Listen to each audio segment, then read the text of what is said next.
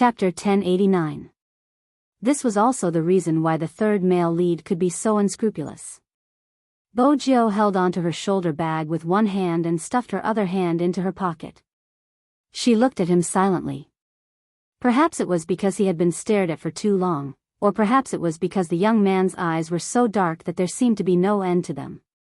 They were as deep as an ancient well, as if he was being stared at by something. For some reason, the third male lead felt that the young man's eyes were a little creepy. It was this feeling that gradually turned into anger. How dare a B***** look at him with such a gaze? Did he know the rules? Did he know that every Chinese actor who came here had to respect them? Since he didn't know, he would teach him a lesson. The third male lead smiled at Bojo, the disdain and mockery in his smile obvious. The people around them were still laughing. After less than half a minute, the international director walked over, his face filled with excitement. Come, take a look at the script. I'll get someone to explain the scene to you. Bojo retracted her gaze, her chin nodding. Who is he? You want to get to know Alan? The director laughed. That's great, the two of you have scenes together. His scenes haven't started yet, why don't you get him to explain it to you? Bojo seemed to be thinking about something. She smiled mischievously. Sure. Alan, hey, Alan. The director called out to the third male lead. The person called Alan walked over. He was indeed polite to the director. Even if he was hostile towards someone, he would hide it. The director patted his shoulder. Explain the scene to Joe, this is his first time acting. First time acting? Director, I'm really worried that even if I explained the scene to him, he wouldn't know how to act, Alan said jokingly. But it was obvious that he looked down on Bojo. The other two actors also turned to look at them. One of them didn't approve of Alan's actions. Since the director had chosen the actor, he must have his reasons. Besides, they would only know how the other party would act. Alan obviously didn't think so. The moment he saw that the other party was from China, it was a headache. Even so, there was no need for the people around to stand up for an outsider.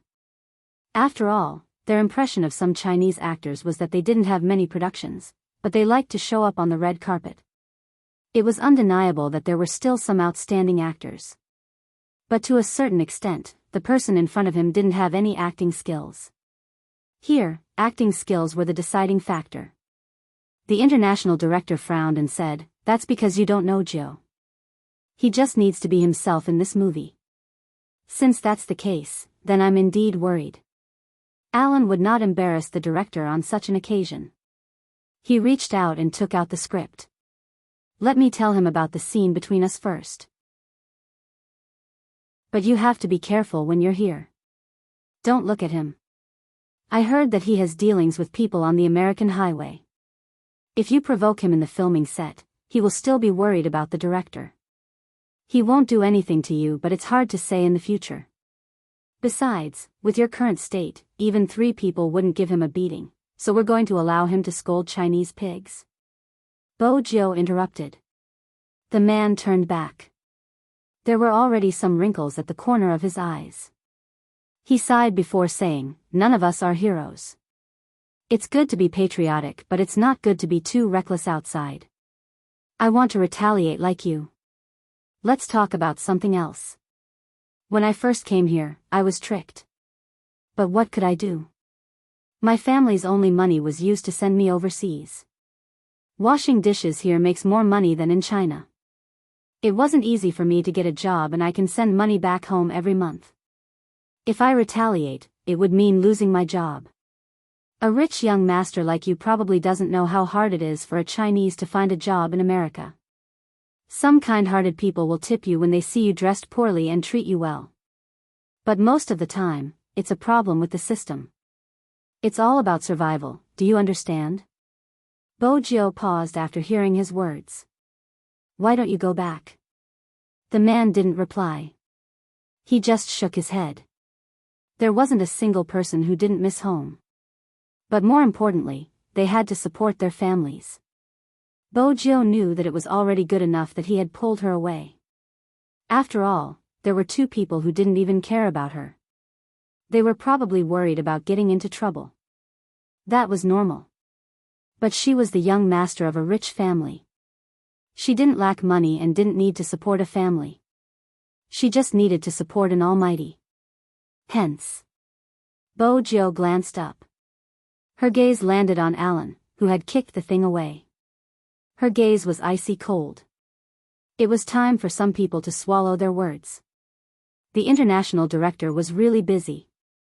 Otherwise, he would have noticed the abnormality. The other actors who knew about this were worried about the youngster, but they didn't want to get involved. Alan was still watching Bojo from afar. His gaze was bloodthirsty. Someone walked over, wanting to help Bojo. "I didn't expect your English to be so good." It was the local actor who had spoken up for Bojo. "But I have the same reminder." "Really, don't provoke Alan." "Thank you." Bojo had grown up here. She knew there were good and bad people in every country. There was no doubt that bad people had to be beaten up. Other than Bojo, there was another Chinese actor. The actor probably walked through a lot of doors to get the role in his hand. He was standing beside Alan and saying, "Don't make life difficult for people who don't have any qualities. You should know some people who don't know how high the heavens are." Alan didn't like any Huaxia people now, so he didn't appreciate the actor's words. He glared at the actor and sat back in his resting position. The male actor had no choice but to walk over to Bojo. "You should apologize to Alan. Don't you know you're representing China?" Bojo unwrapped a lollipop and placed it in her mouth. When she heard his words, she glanced up and asked calmly, "You still know about face? How refreshing. You. What kind of manners are you?" The actor clenched his fists. Bojo was devilish. "Why are you talking about manners with people who aren't human? Move aside, I don't have time to beat you up." The actor laughed. "Do you know how popular I am in China?" "You, oh?" Bojo arched a brow. "I'm not sure. It seems like your definition of fire is bragging." The male actor's face darkened with anger. "You probably can't imagine how much my fans love me. As you can imagine, there will be fans like idols." Bojo's voice was still lazy. "If not, why would there be someone like you?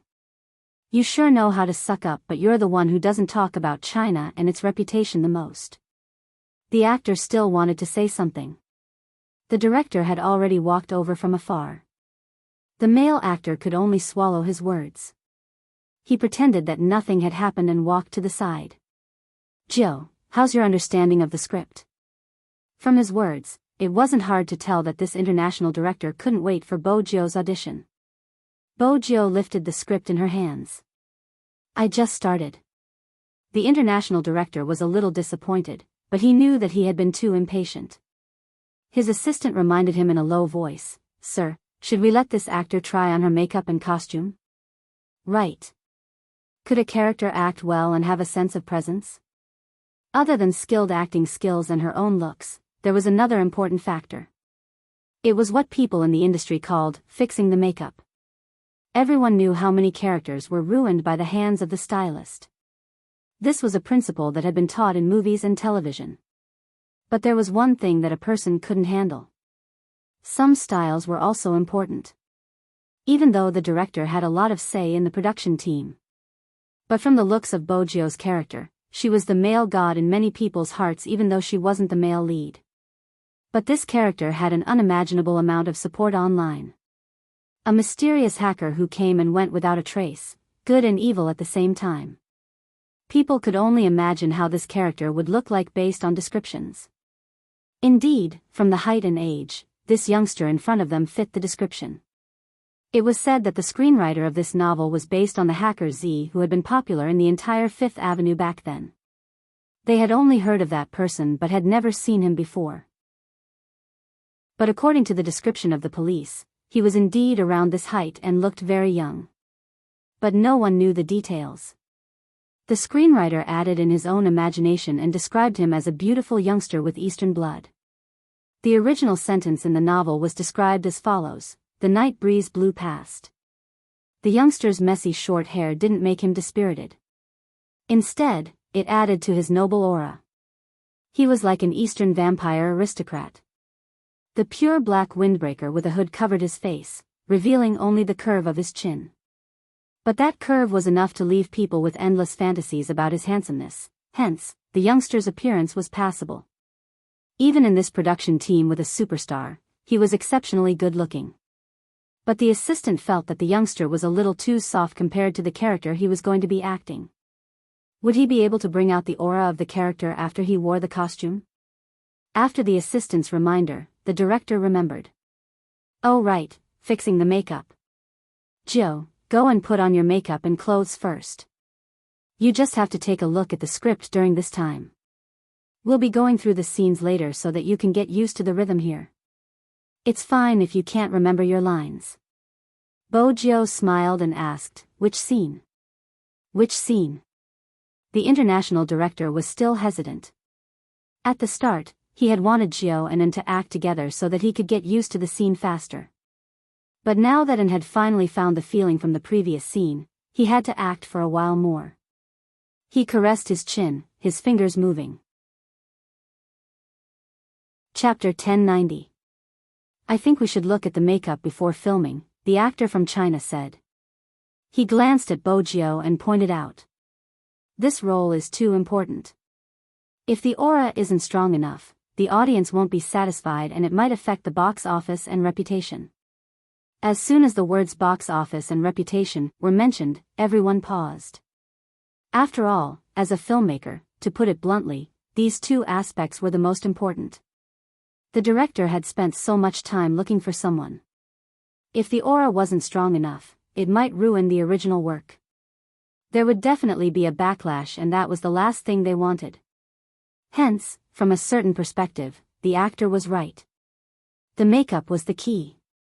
But he didn't jump out to speak because of the movie. It was because of what had happened previously. He wanted to vent his anger, and at the same time, he could get on Alan's good side. Why not? The director could tell that there was another layer of trouble in his words. He frowned. He had thought that since they were all from China, it would be easier to get along. He hadn't expected this actor to be the troublemaker. Under such circumstances, the other actors watched. She was obviously trying to make the director take a step back. The international director had a temper too. He narrowed his eyes and was about to speak. But Bojo walked to the assistant's side first. She used the youngster's unique voice, pleasant and magnetic. "Where do I go to get my makeup done?" "Huh." The assistant almost wanted to thank the person in front of him for being so sensible. Otherwise, if the director were to flip out, the situation would definitely be awkward. Fortunately, the youngster spoke up in time. "Here, come over here." The assistant hurriedly reached out. Bojo followed behind her, the warmth in her eyes gone. The makeup artist was famous in the industry. Honestly, he hadn't expected much from her at the start. But at this moment, when he looked at the youngster again, the dark eyes didn't seem to have any impurities. They were cold and mysterious. He raised a brow and asked the assistant, "What's wrong? Getting into character early?" The assistant could only guess. The aura exuding from the youngster seemed to be changing bit by bit. It was an indescribable feeling, as though there was something mysterious about it. The makeup artist put on the makeup first. When she touched the youth's face, she realized that she didn't need any foundation. After all, the youth's skin was too good. It was as white as jade, and there was a kind of silky coolness when she touched it. It was easy to think of Oriental porcelain. Bojo seemed to have noticed the pause in her makeup artist's words. Bojo lifted the corners of her eyes, the tiny tear mole appearing. "What is it?" "Ahem, nothing." The makeup artist was stunned. He would never admit that at that moment, he was a little dazed. It wasn't rare to see good-looking people in this industry, but it was rare to see someone like the youngster who had a blood-sucking aura. The youth was fair enough. His eyes were very dark. Her eyelashes and the bridge of her nose were impeccably perfect. Especially the youth's lips, which were very pale. The makeup artist suddenly had the thought of doing her makeup seriously. In fact, there was no need to draw much. The eyeliner and the increased brightness of the tiara were all to make the youngster's facial features stand out. One had to admit that some makeup could indeed make people as cold as ice in an instant. When the makeup artist saw the finished product, she couldn't help but widen her eyes. He could not imagine what kind of changes the young man would undergo after he put on the costume. The assistant was still waiting anxiously outside. He didn't know who had mentioned that someone was going to appear in this role online. It was obvious that the response wasn't very good. After all, everyone had a different Hamlet in their heart. Actually, the assistant knew that there would be people who wouldn't be satisfied with this role. But if they had found a famous actor, the opposition might have been smaller. Just like now, the assistant glanced at the comments and rubbed his aching head. What's wrong with getting a Chinese actor? I don't think it's a problem to get a Chinese actor since the person we like is indeed from the East. Isn't this already written in the novel? More importantly, I heard that this actor doesn't have any acting skills and his aura is weak. Weak aura? Oh my God. Isn't this ruining my idol? To be honest, I really hope so. There's no other way. I was going to watch it, but now I've completely lost interest. The comments online would definitely not be good. That was normal.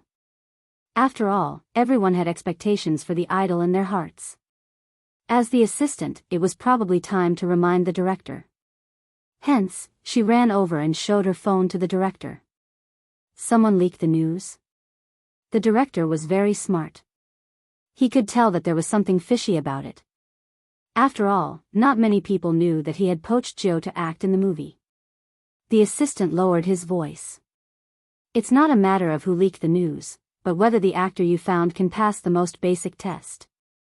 Alan stood at the side and could see how ugly the director's expression was. He glanced at his phone again and smiled smugly. Then, he glanced at the actor standing beside him. Aren't you afraid of dealing with someone who comes from the same place as you? I didn't do anything. I just wanted everyone to know what was going on. Obviously, the actor was a White Lotus. Alan appreciated his sense of attachment to a hero who knew how to adapt to the situation. That was how a Chinese pig should be. The atmosphere was tense. The assistant kept raising her wrist to look at the time. There were too many staff here. Only those who were filming were at other locations. Most of the rest were here, including some of the main actors. The assistant was really worried that the effect would be too bad. When the director, before the assistant could finish analyzing the situation, the moment she looked up, she was completely stunned. Her hand holding the phone also squatted on the spot, and her mouth opened to a certain extent. Every inch of expression on his face was filled with intense amazement. The crowd followed her line of sight. The first thing that came into view was a slender figure in a black trench coat. Gradually, the youth walked out of the darkness. His silver hair was mostly covered by the hood of the coat, and only his face could be vaguely seen. He was handsome, cold, and had a hint of evil. He was wearing a white shirt, which was pulled to one side by the youth. This outfit didn't suppress the youngster. Instead, the youngster controlled it. Most importantly, his eyes were extremely dark and mysterious. When the youngster played with the pure silver USB stick in his hands, he walked towards them. When he glanced up, black feathers flew into the air. Everything behind him seemed to have become a backdrop for the youngster. In the blink of an eye, his soul was destroyed. In that instant, there was only the sound of people gasping. One of the staff clutched his chest in agitation. The other exclaimed in disbelief. Even though some of the main actors didn't express anything, the shock in their eyes proved that the youngster's makeup was flawless. The assistant struggled to find her voice. Director, ha ha ha. The director wasn't a straightforward person. But ever since Bo Jio came, he laughed more frequently. Now you know, only Jio is suitable for this role. Really? How can they be so similar? How can they be so similar? The assistant was a fan of the original novel. At this moment, she was circling around Bojo. It was as though she had seen her male idol. She wanted to touch him. Who could understand? Alan and the male actor had the ugliest expressions. Both of their expressions changed at this moment. The former clenched his fists unwillingly, a sinister glint in his eyes. The male actor was slapped in the face. After all, he had always been hailed as a stunningly handsome man in China. Right now, standing beside the youngster, he was almost out of the picture. The director was still laughing. The other actors expressed their friendliness towards Bojo. "Hey, bro, I can guarantee you that many people will change their opinion of you with this makeup." Bojo smiled lightly. "Thank you. We are looking forward to your next performance."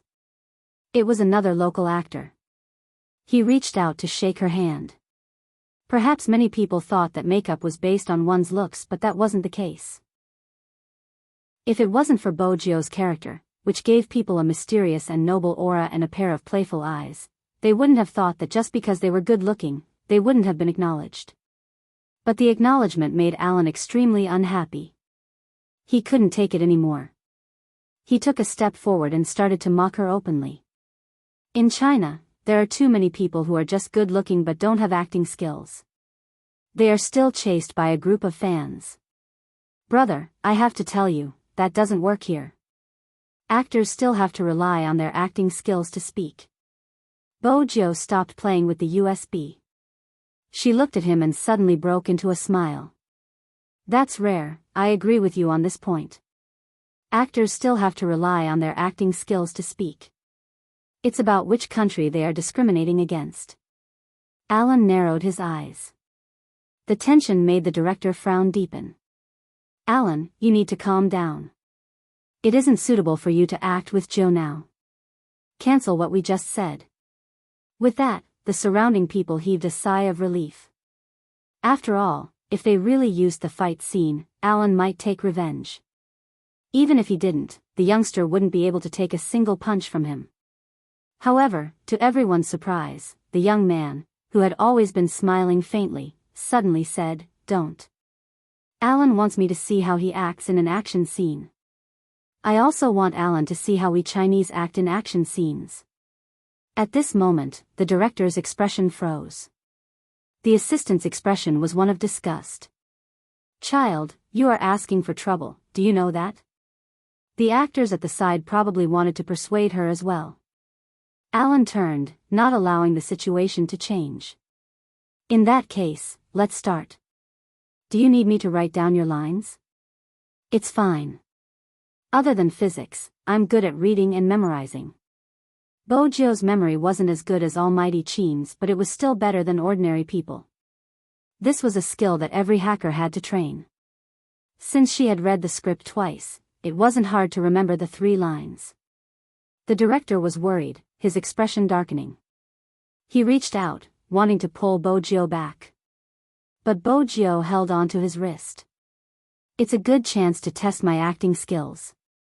"Assistant. How does this look like you're trying out your acting skills? You're clearly trying to get yourself killed. Don't all good-looking people use their brains? How can you not see that Alan is so hostile towards you? How can someone with such a pure personality survive in this industry? You will definitely die without a corpse." Bojo didn't have to guess to know what the people around her were thinking. But at this moment, her attention was on Alan. Our Lord Joe was thinking about how to beat him to his heart's content. Both of them wanted their team positions. No matter how unwilling the director was, the 2 actors were already in position. He had no choice but to sit beside the camera operator. Right now, he only hoped that Bojo would hide and not let herself get hurt. He couldn't let the actor he had painstakingly found get hurt before the filming even started. However, everyone knew that it was impossible for this matter to end just like that when they saw Alan wiping his hands. They were even worried that the youngster would be crippled by Alan. "Everyone, get ready." As a director, this was probably the scene he didn't want to film the most. Action. When the 2 words fell, Alan wasn't suppressing himself anymore. Alan was no longer repressed. His emotions leaked out faster than his fist.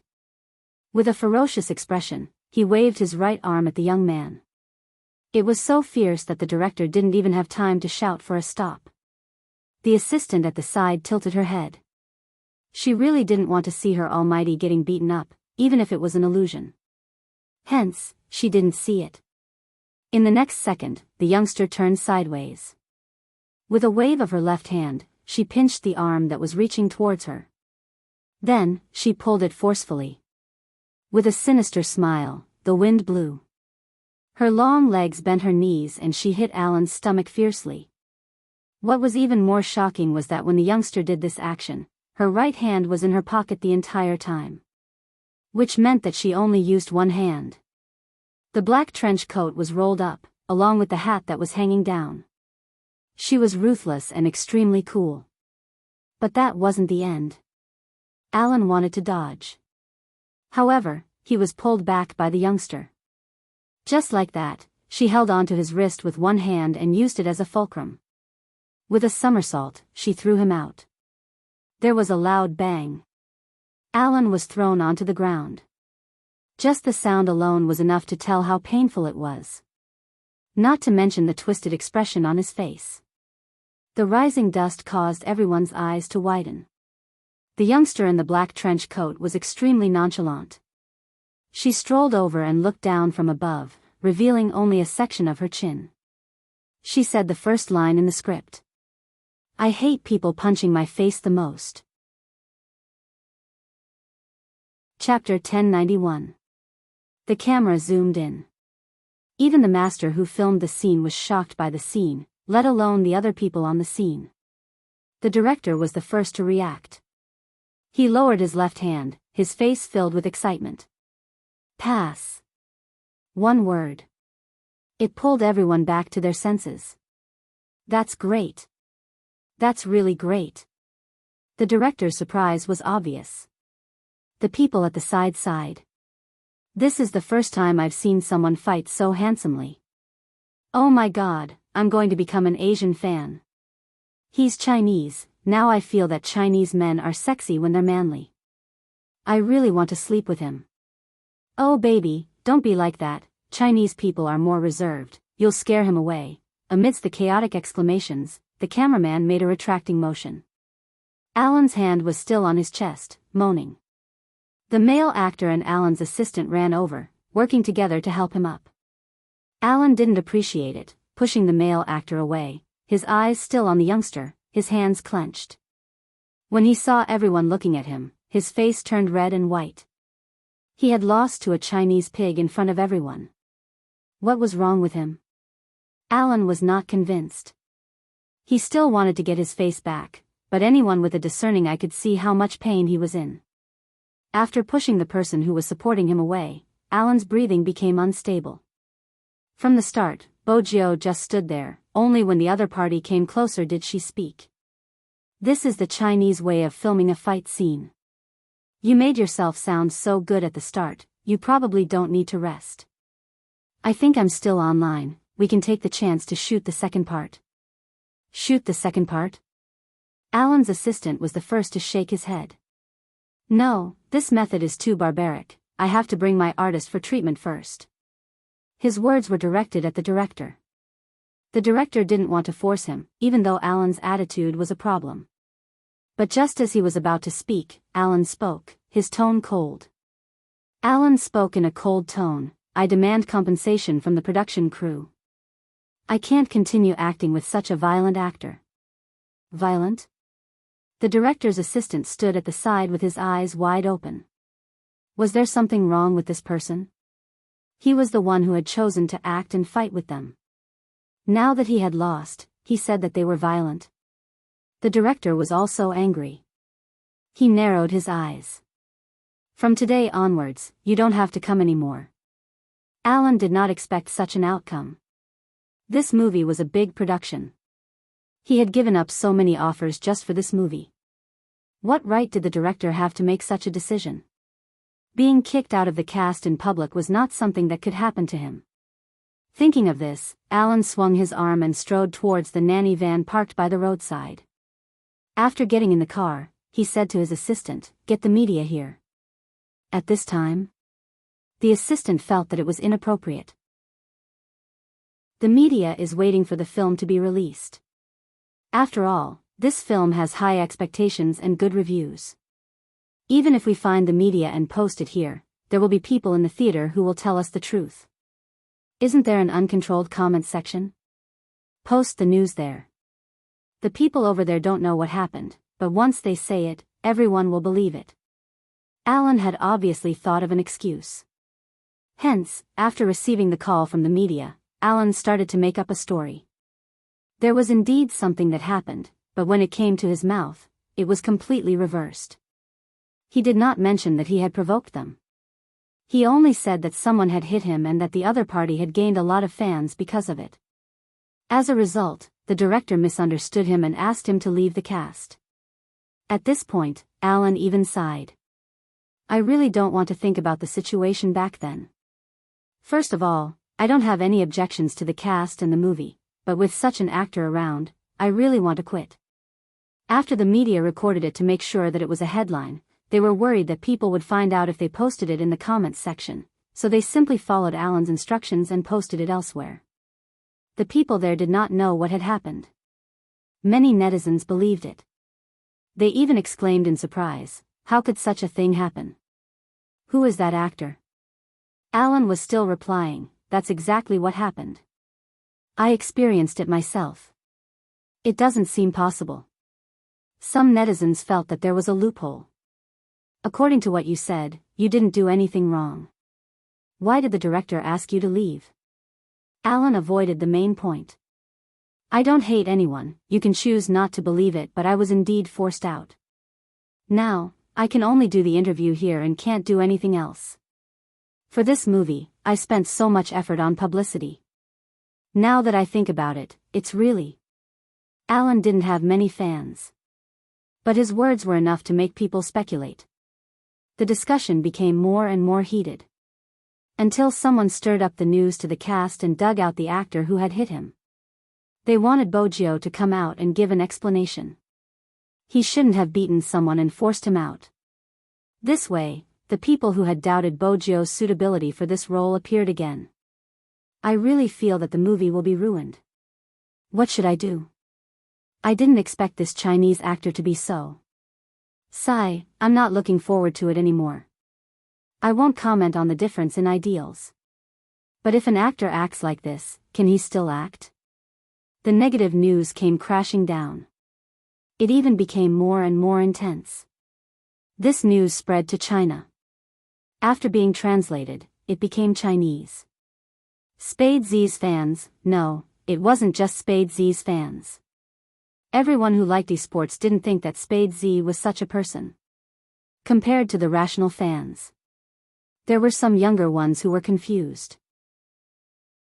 Does that mean that our big Spade went to act in a movie? He really went to act in a movie? He even went overseas?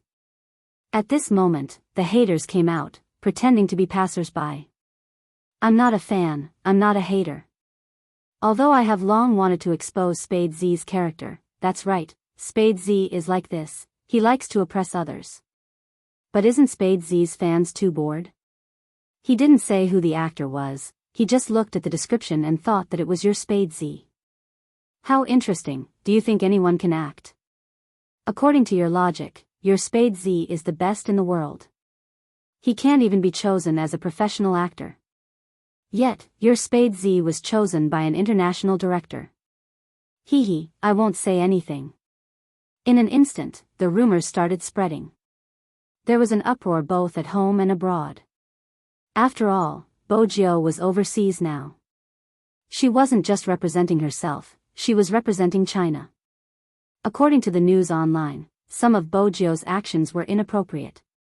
No one knew what exactly happened. The originally harmonious atmosphere of the cast and crew. Because of this incident, they had to stop filming. Bojio expressed her apologies. But she said, "As a Chinese, I can't tolerate others insulting my country. But because I couldn't tolerate it, I caused the delay in filming. I'm really sorry." She was apologizing to the cast and crew, not to Alan and not to some comments. Everyone present knew what was going on. Especially the male actor who had a lot of charisma, the one who called Bojio brother. He reached out and patted Bojio's shoulder. He was extremely humorous. If I were you, I would have beaten him up. But honestly, your performance really shocked us. Your moves were too beautiful. Is this Chinese kung fu? Teach me when you're free. Also, teach me how to use chopsticks. I still don't understand how you use 2 wooden sticks to eat. Won't the vegetables fall? Won't your hands clamp them? Teach me and I'll treat you to red wine. How about that? No problem. A true gentleman was straightforward when he befriended them. The rest of them agreed. The youngster shouldn't be the one to take the blame. Regardless of whether it was according to the script or Alan's actions, there wasn't a problem with the youngster's performance. On the other hand, Alan's insults at the start, the exposure of the cast and crew's privacy, and the intention to take revenge. As an actor, none of these actions were appropriate. Let's not talk about how much of an impact his actions had on the crew. Being a human was the most important thing. With such an actor in the cast, there wouldn't be any huge productions. However, although everyone present knew about this, they really didn't know how to explain it to the crowd at this time. After all, they weren't the parties involved and didn't understand the twists and turns in this matter. It would only make people feel that the more they explained, the worse it would be. The director's assistant looked at Bojio with a different gaze. How should he put it? This was the entertainment industry. As a public figure, she had to endure such distortions. Even if it was unfair, there was nothing she could do. What's going on? At this moment, Movie Queen walked over from the east. She was wearing a pair of crystal shoes, a dark red blazer draped over her shoulders, her long legs exuding an aura. If Movie Queen had been elegant in the past, right now, she was covered in flames. Where did the rumors come from? This was directed at the director. After all, only the 2 of them knew why Bojio had agreed to act in this scene. It was all because of Movie Queen hadn't expected such a thing to happen the moment she brought her into the cast. She knew Jio well. Usually, when she made a move, it would be against her principles. It's my fault. The director was someone who dared to admit his mistakes. Because of this, he was able to guarantee the box office. I'll get the crew to make a statement to explain the entire situation. How? The assistant felt that it wasn't appropriate. Right at this moment. From afar, a Chinese man walked over with large strides. No one knew where he came from. He was wearing a black t-shirt, his shoes were the highlight and there seemed to be something hanging on his waist. He walked straight towards Bojio. The rest of the people were stunned. Who was this person? A paparazzi? Where had he been hiding? None of them had noticed him. Was he here to interview someone? The director wanted to block the youngster instinctively. Bojio took a step forward in surprise, her gaze landing on his waist. It was a military knife, a model used for survival in the wilderness. Even though it was only a small part, it was enough for Bojio, who was familiar with such things, to lock onto it in an instant. Moreover, the person walked with a straight back and his movements were like a wild leopard. He had been in the cast for such a long time without being discovered.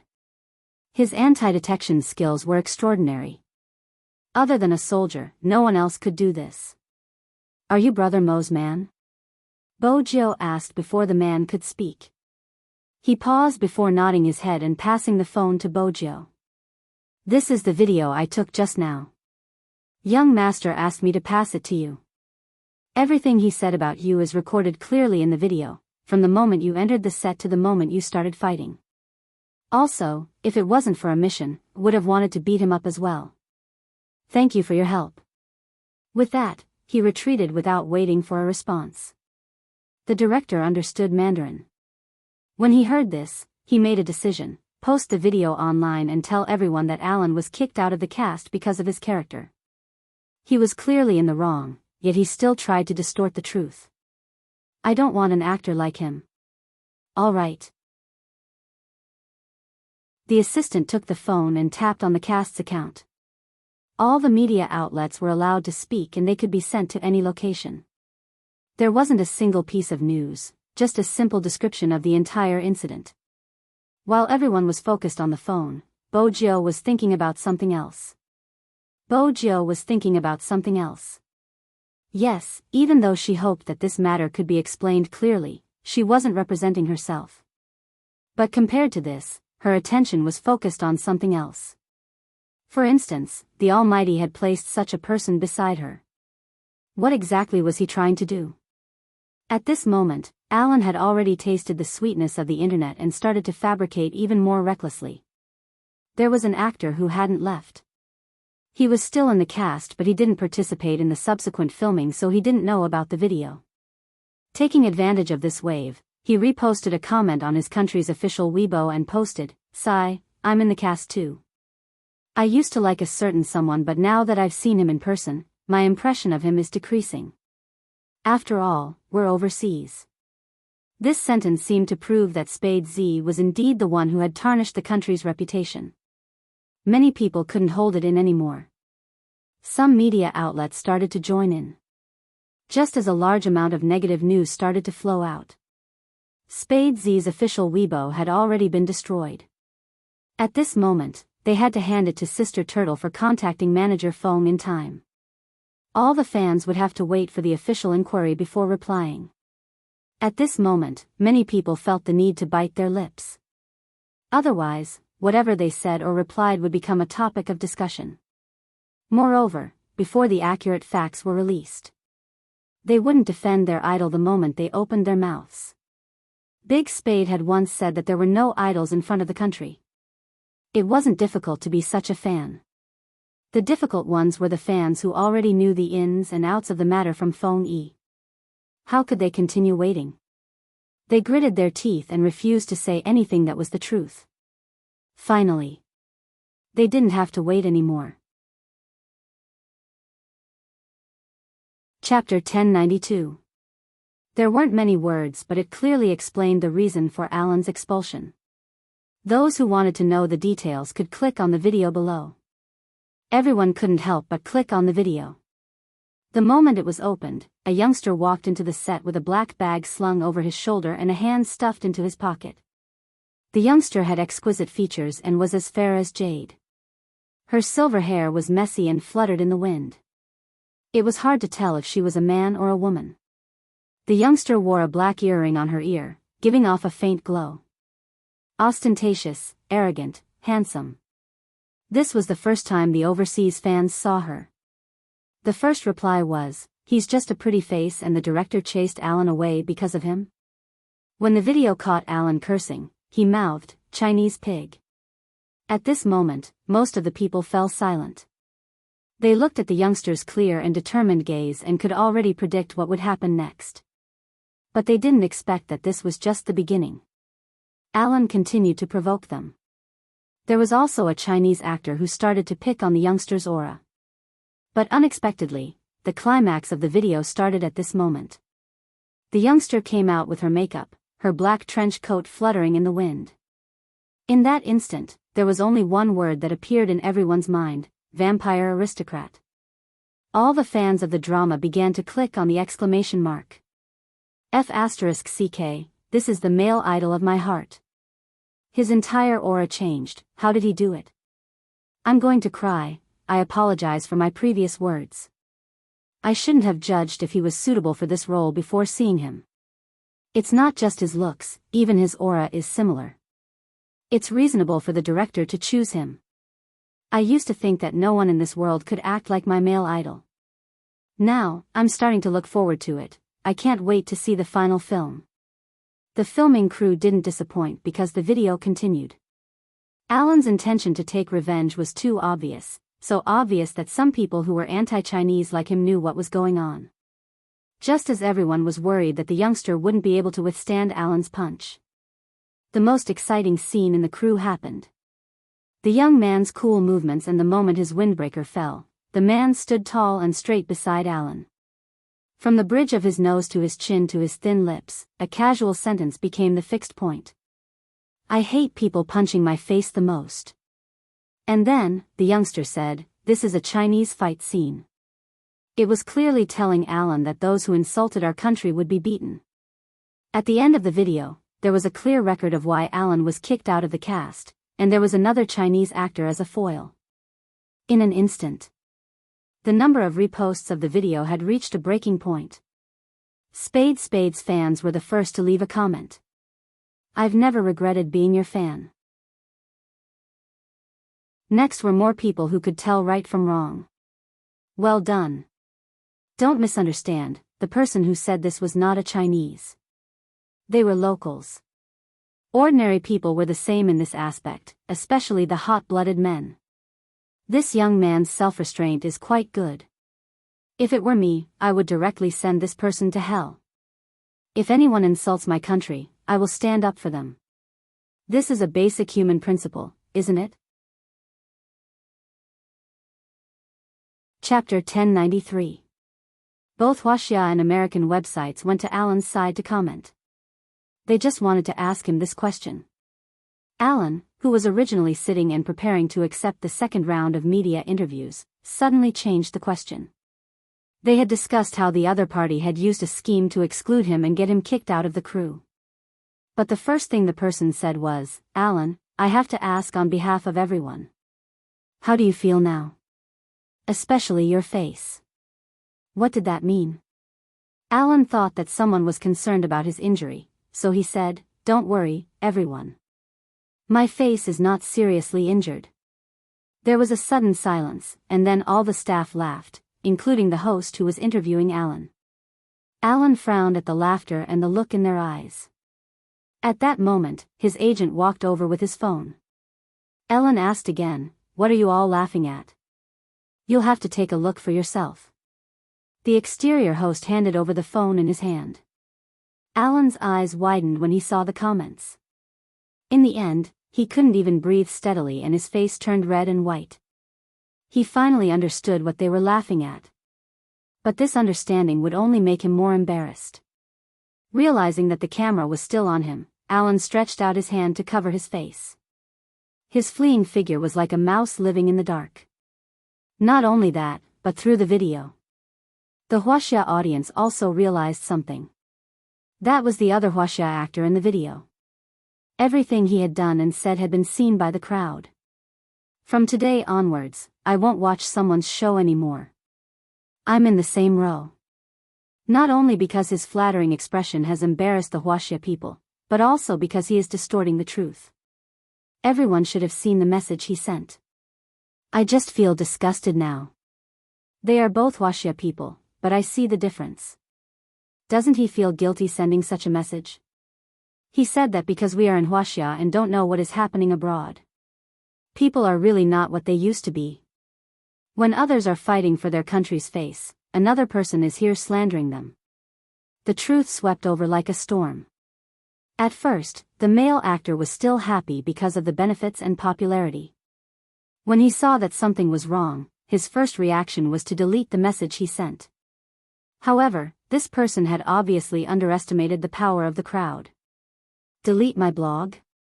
I've already taken a screenshot and made it into a moving picture to share with everyone. He took out his phone and called his manager. You have to get me out of this, I'm not the one in the wrong. Even if someone was bullied, it would be Alan. Are these people crazy? Why can't they let me go? Think of a way, Spade Z must have some dirt on him, help me dig it out and divert everyone's attention. Under normal circumstances, this was how the company operated. Even if the agent was put in a difficult position, she had to agree. After all, she had to save this kind of thing. Otherwise, why would the company hire her? The manager thought for about 3 minutes and prepared to leave. But before she could do anything, another headline appeared on China's website. The international movie queen personally released a statement to support Spade Z. Spade Z, even though he is overseas, he won't embarrass anyone. I am proud of his actions. When it comes to the country's honor, there is no tolerance.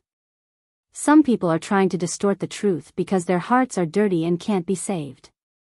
Movie queen and rarely spoke online. She was the goddess of countless fans, be it in China or overseas, from her looks to her acting skills and personality. She had always been elegant and firm. Many people still remembered that when she had first arrived in America, someone had asked her to be a bystander. This was what she had said. "Before I came here, I was given the role of the second female lead. I'm sorry, I love acting and I want to bring Chinese culture here. But at the same time, please respect me. If you want me to be a bystander just to get the Chinese box office, I refuse to act. I have to be responsible to the audience."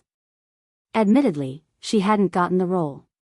But after that, as long as she acted in a role, it would always be amazing. Movie queen and didn't just gain the love of her countrymen, she also gained the respect of the American industry. They didn't try to cover everything with bias and invited her with sincerity until today. Movie queen Anne's bravery hadn't been extinguished. When the manager saw the news, she felt that there was no turning back. She was thinking of how to change the topic. However, the news that followed completely shattered her thoughts. It was from an official media outlet. There was a picture of the international superstar, Henry, smiling brightly as he hugged the shoulders of a silver-haired youngster. Below it were his own words in English. "I got to know a new brother. He is extremely handsome. In terms of patriotism, we are the same. From him, I seem to have finally experienced the greatness of a great country. Young masters are like jade. So, we have decided to become sworn brothers today. All the words above were taught to me in Chinese by Jiu. He will also teach me Chinese Kung Fu." Cool. The media outlet commented, "Protecting the country and bringing glory to the country. This is how an idol should be." In that instant, the manager could almost imagine the outcome of her artist. What kind of person was he defaming? Putting aside the fact that he had the protection of the movie queen, he had become brothers with Henry after just one day. Moreover, what he had done was to protect the country and bring glory to the country. She couldn't be protected. Even the gods wouldn't be able to protect her artist. Alan was in the same situation. Because at this moment, it wasn't the Chinese audience who didn't accept him. It was the local audience who didn't accept him. They felt that he was despicable. The actors in the production team spoke up one after another. Those who were still mocking, "Spade Z isn't a professional actor. Why would he be invited to act?" Their faces were swollen from being slapped. The Chinese netizens were just about to end their comments. Just then, someone intercepted the comments left by some American netizens. The comments said, "I can't describe my feelings right now. My idol seems to have come back to life. I just want to know when the main movie will be released. I can't wait to see the final movie. It's good that there's a trailer if there isn't a final movie. This youngster is too cool. He brought the character and the novel to life." Fans of the original novel asked if anyone has detailed information about this Asian youngster. "I want to know more about him. What other dramas did he act in before? I can search for them. My friend in China said that he isn't an actor." "Not an actor? Then ask your friend in China if they have any information about him. I want to know." When the Chinese netizens saw these comments, they wanted to tell them, "Don't ask your friend. Come to our Chinese website. We are going to do science, American friends." Spade Z's fans were dumbfounded. After all, they immediately accepted the fact that the youngster they liked, who held the mouse and beat up all the wild beasts, had suddenly become an actor that was loved by foreigners. They felt a little panicked and proud. When they saw the news on Weibo, they wanted to roll around on the bed. Only fans could understand this feeling. Yet, there were still some sarcastic comments. "Isn't he playing games? Why did he turn into an actor? No wonder there was a farewell party. So, someone is short of money and wants to become an actor to earn money. If he's really a rich young master, why would he come to play games?" In response to such comments, Supreme Alliance's official reply came. "Spade Z is acting out of friendship. This is the only movie. He will not be involved in the entertainment industry in the future. Acting out of friendship? With whom? This was very mysterious. But there were still astute fans. I want to say something. There's something I've been keeping in my heart for a long time, but I don't dare to say it. Now, I have to say it. If you don't say it, we'll make you shut up. Am I the only one who thinks our almighty Chin looks like movie queenin? Comrades, don't flatter me. My heart will tremble if you continue like this. Don't they look alike? Please give me a word, I hope it's not just a symbol. F***CK, girl, my phone jammed. I just wanted to say that you're right, I think they look alike too. They don't just look alike. Look closely, the nose, the mouth, and especially the eyes. Movie queenin has an overseas bloodline. So does almighty Chin. What secret did we discover? Wait a minute, do any of you know movie Queen Anne's age? Movie Queen Anne's face isn't easy to guess. Let's use logical elimination. Almighty Chin's sister? Impossible, almighty Chin is his only son. His cousin? They look alike, but the Chin family's cousin doesn't have the surname An. I remember an interview. Almighty Chin said his mother's surname was An. Almighty Chin's mother is movie Queen Anne. So this time, Big Spade's acting out of friendship is because of almighty Chin.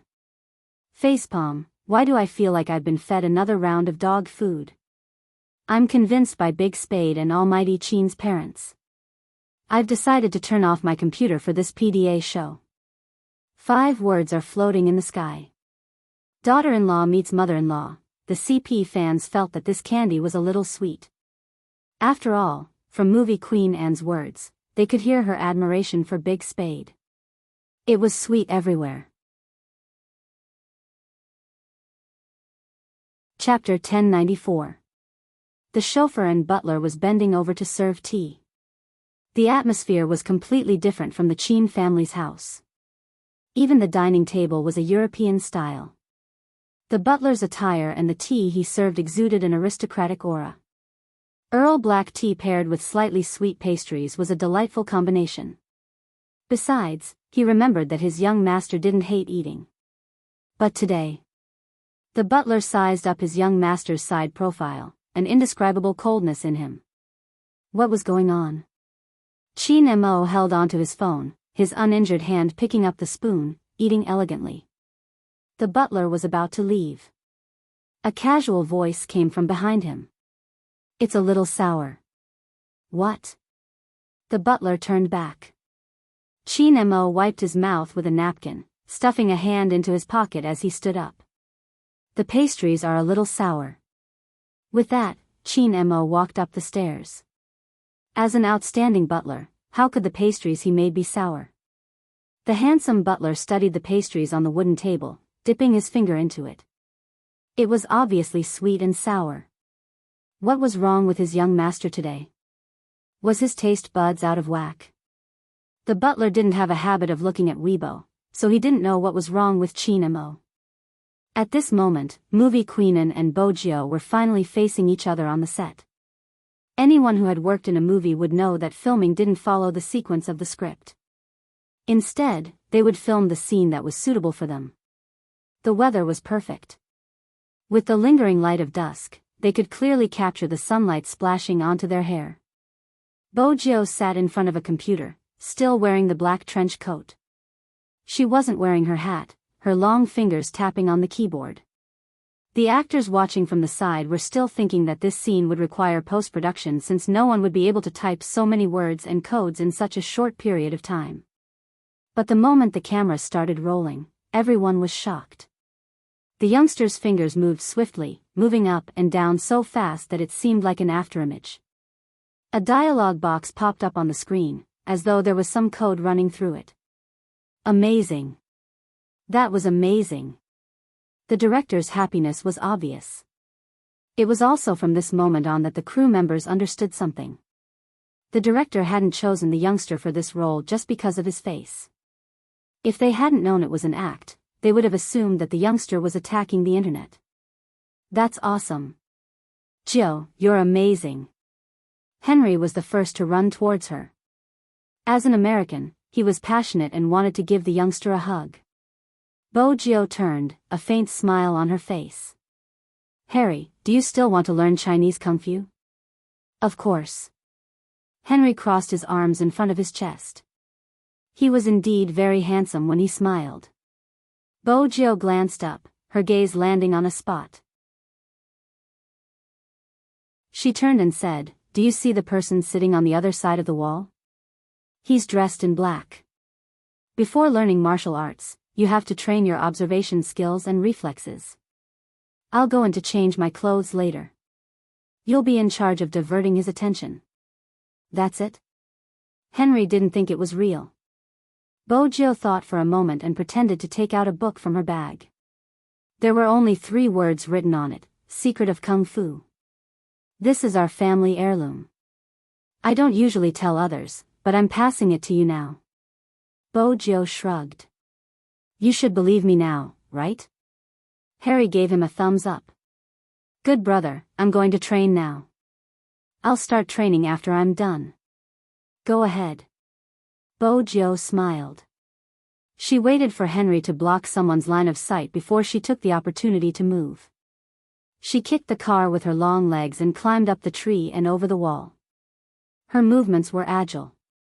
Henry still didn't know his main purpose.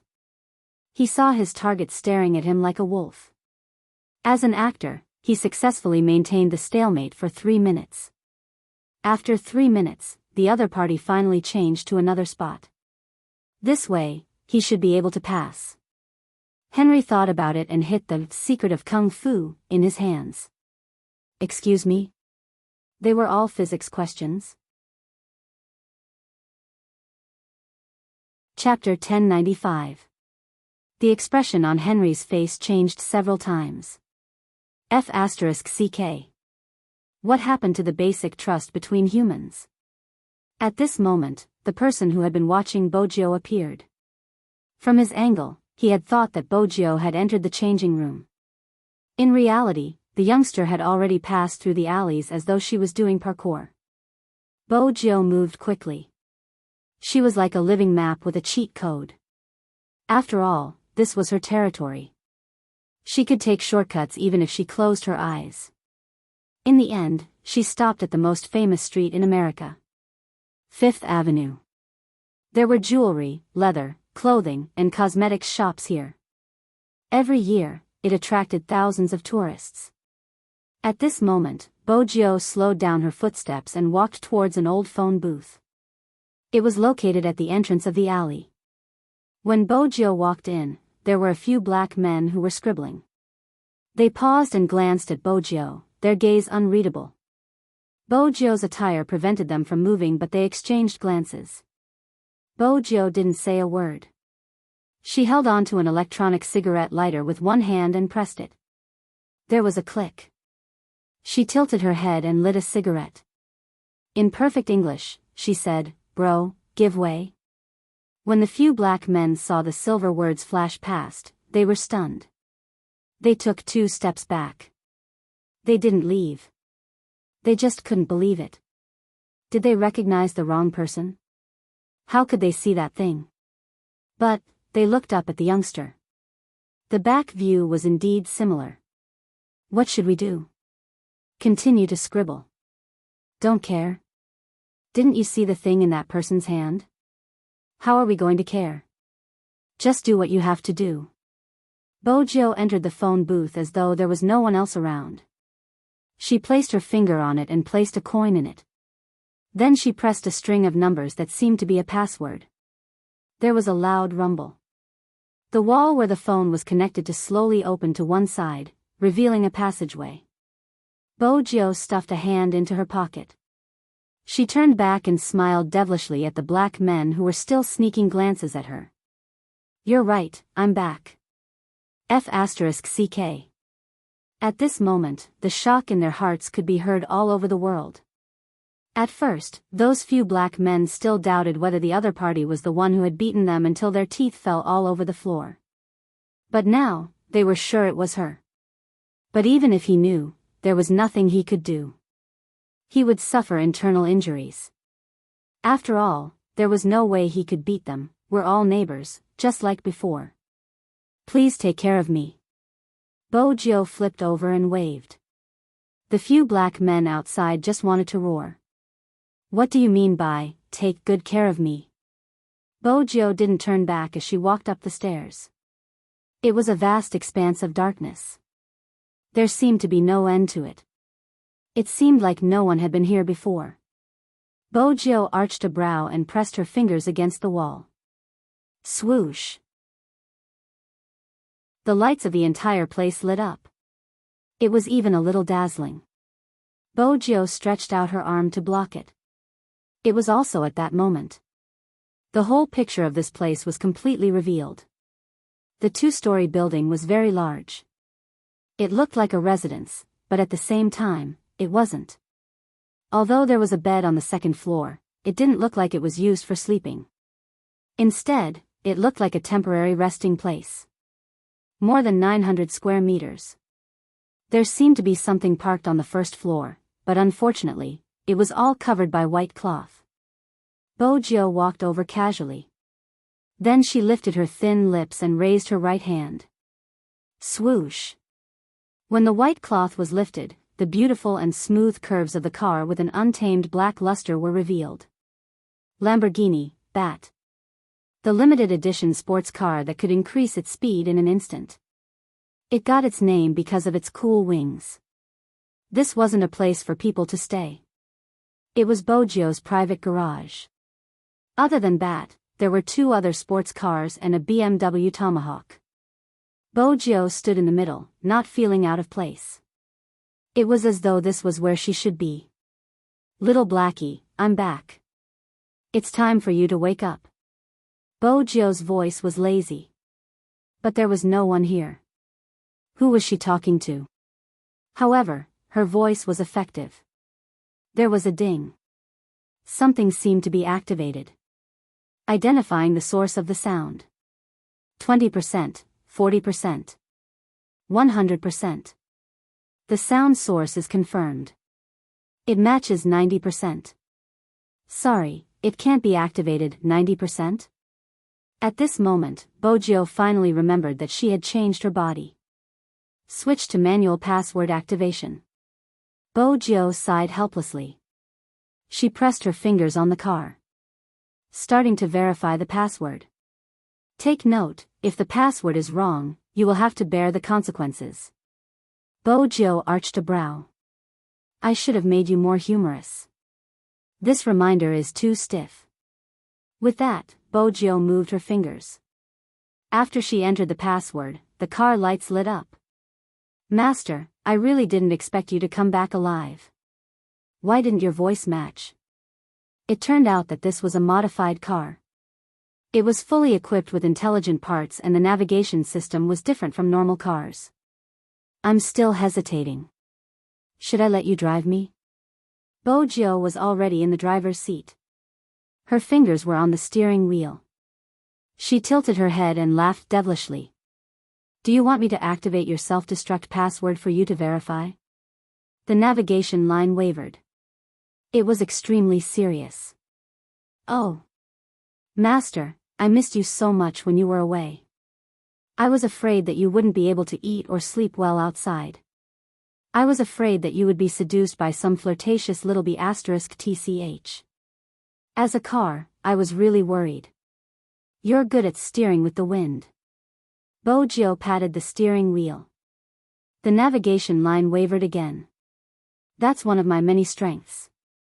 Alright, reset the sound wave. Bojo entered a string of password on the navigation system. We'll begin the sound wave identification. Reset. Password changed. Even the password has to be changed? Of course. Alright, what's the voice password? Can you not stand up and masturbate? Sure, I'm very cultured now. I'm looking forward to Master's upbringing. I like you, Chin Mo, what? The voice password is set to, I like you, Chin Mo, don't bully an intelligent system for being uncultured. It knew the feeling of liking someone through a search. "Oh, master, you really?" Not saying anything, not saying anything. When the password was reset and the car started, all the lights in the garage lit up, including all the hidden doors. The scene was so cool that it seemed like it could only be seen in a movie. Bojo turned her fingers.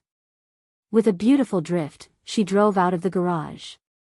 Who would have imagined that such a beautiful sports car would suddenly appear in an alley? The few black men bumped their heads.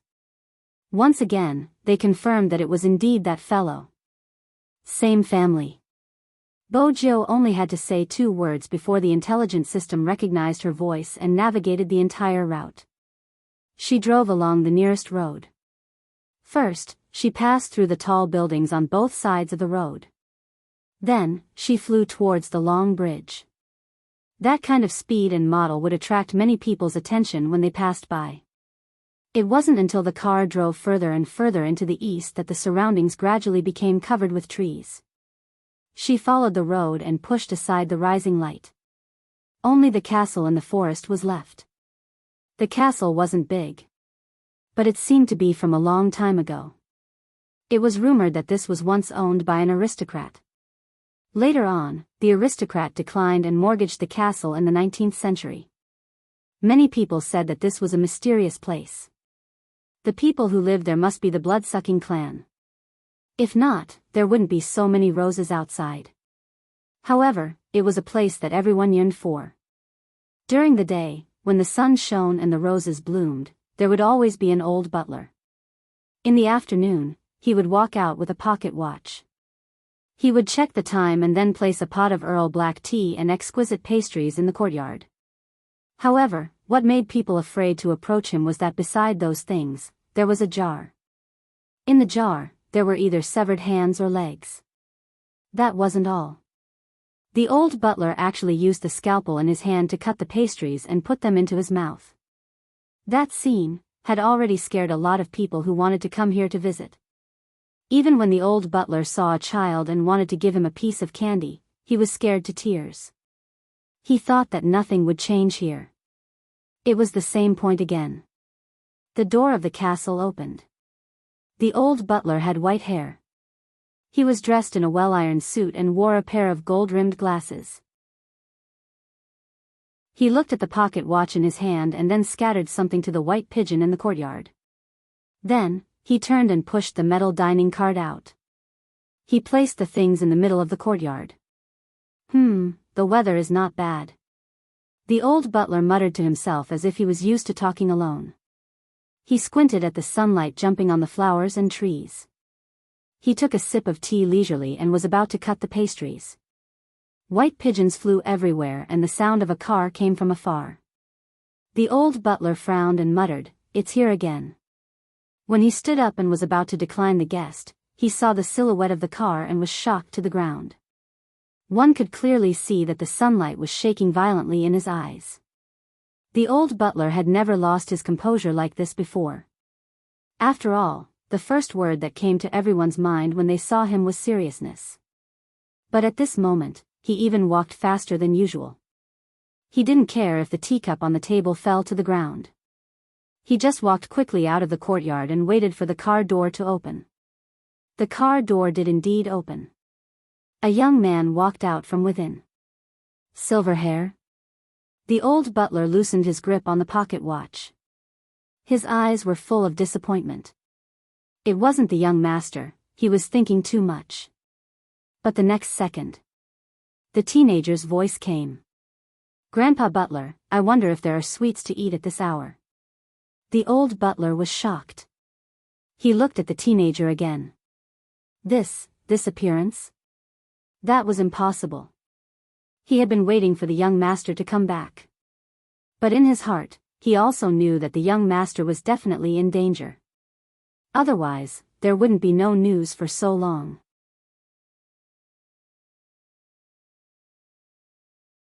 Chapter 1096. This isn't my body. Grandfather Butler, you're a big shot in the medical world and you only believe in science. But I can't explain this. My thoughts and memories, along with my mole, have been reborn into this body. The old butler was much calmer now. Take a seat. Bojo knew that grandfather butler wouldn't believe her immediately. She turned to look for help. Little Blackie, help me say something. Yes. The car lights lit up and the navigation ripples appeared. I don't know which little vixen has seduced Master's soul. Even the password has been changed to, I like your sultry voice. Grandpa Butler, you have to control her. Bojo. F***ck, who allowed you to say that? The old butler had always been clear-headed. He believed Bojo now.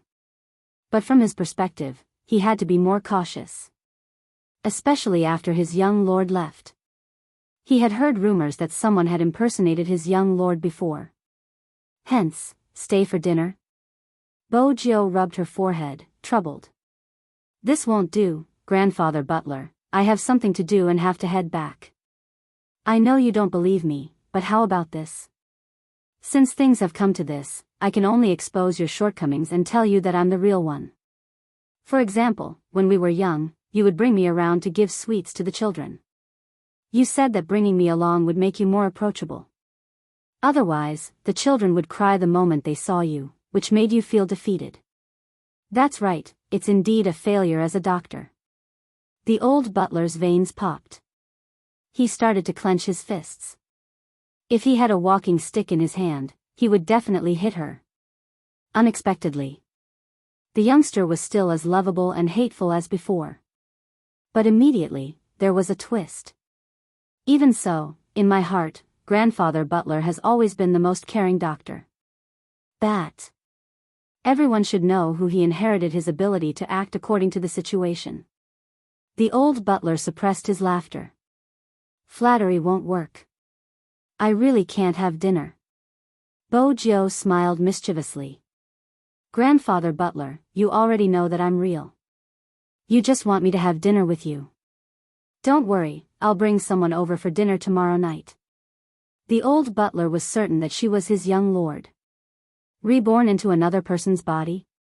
Stop, Grandpa Butler, I'm not going to let you do physical research.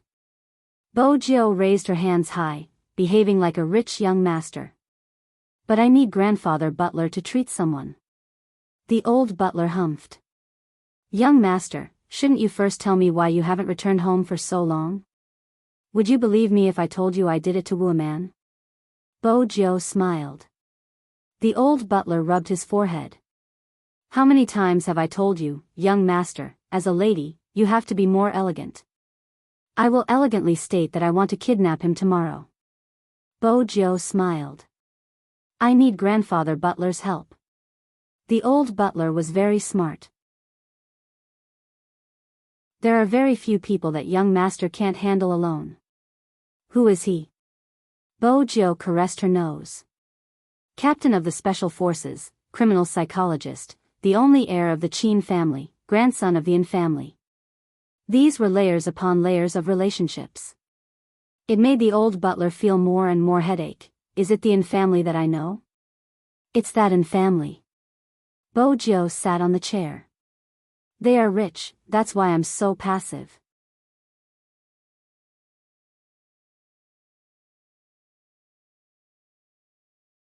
Information.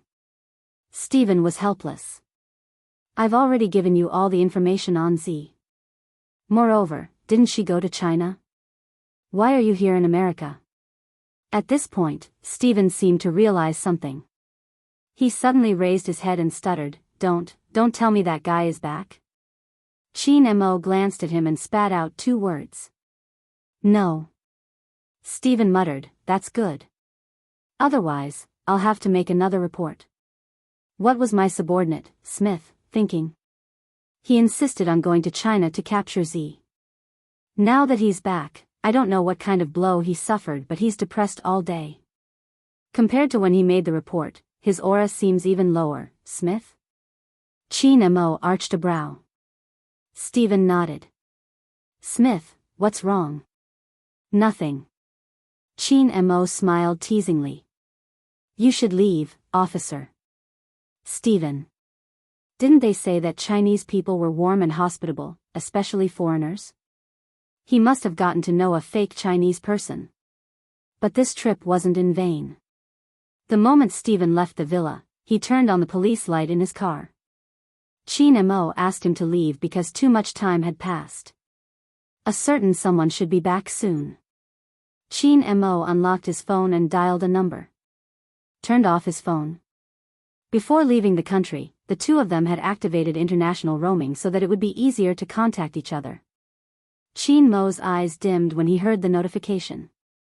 He didn't call movie Queenan. Instead, he pressed a string of numbers, his voice low. Go take a look at young Master Zhou. Young Master Zhou is still in the makeup removal room. It isn't convenient for me to go in. The person who spoke was at the filming location. It was the person who had video called Bojo. Qin Mo's frown deepened.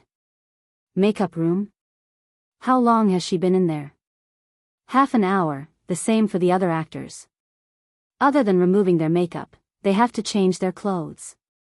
It's normal. Normal to others. But not to a certain someone. Qin Mo lowered his voice.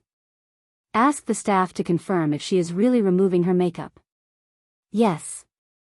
The moment the person heard his young master's order, he realized something was amiss.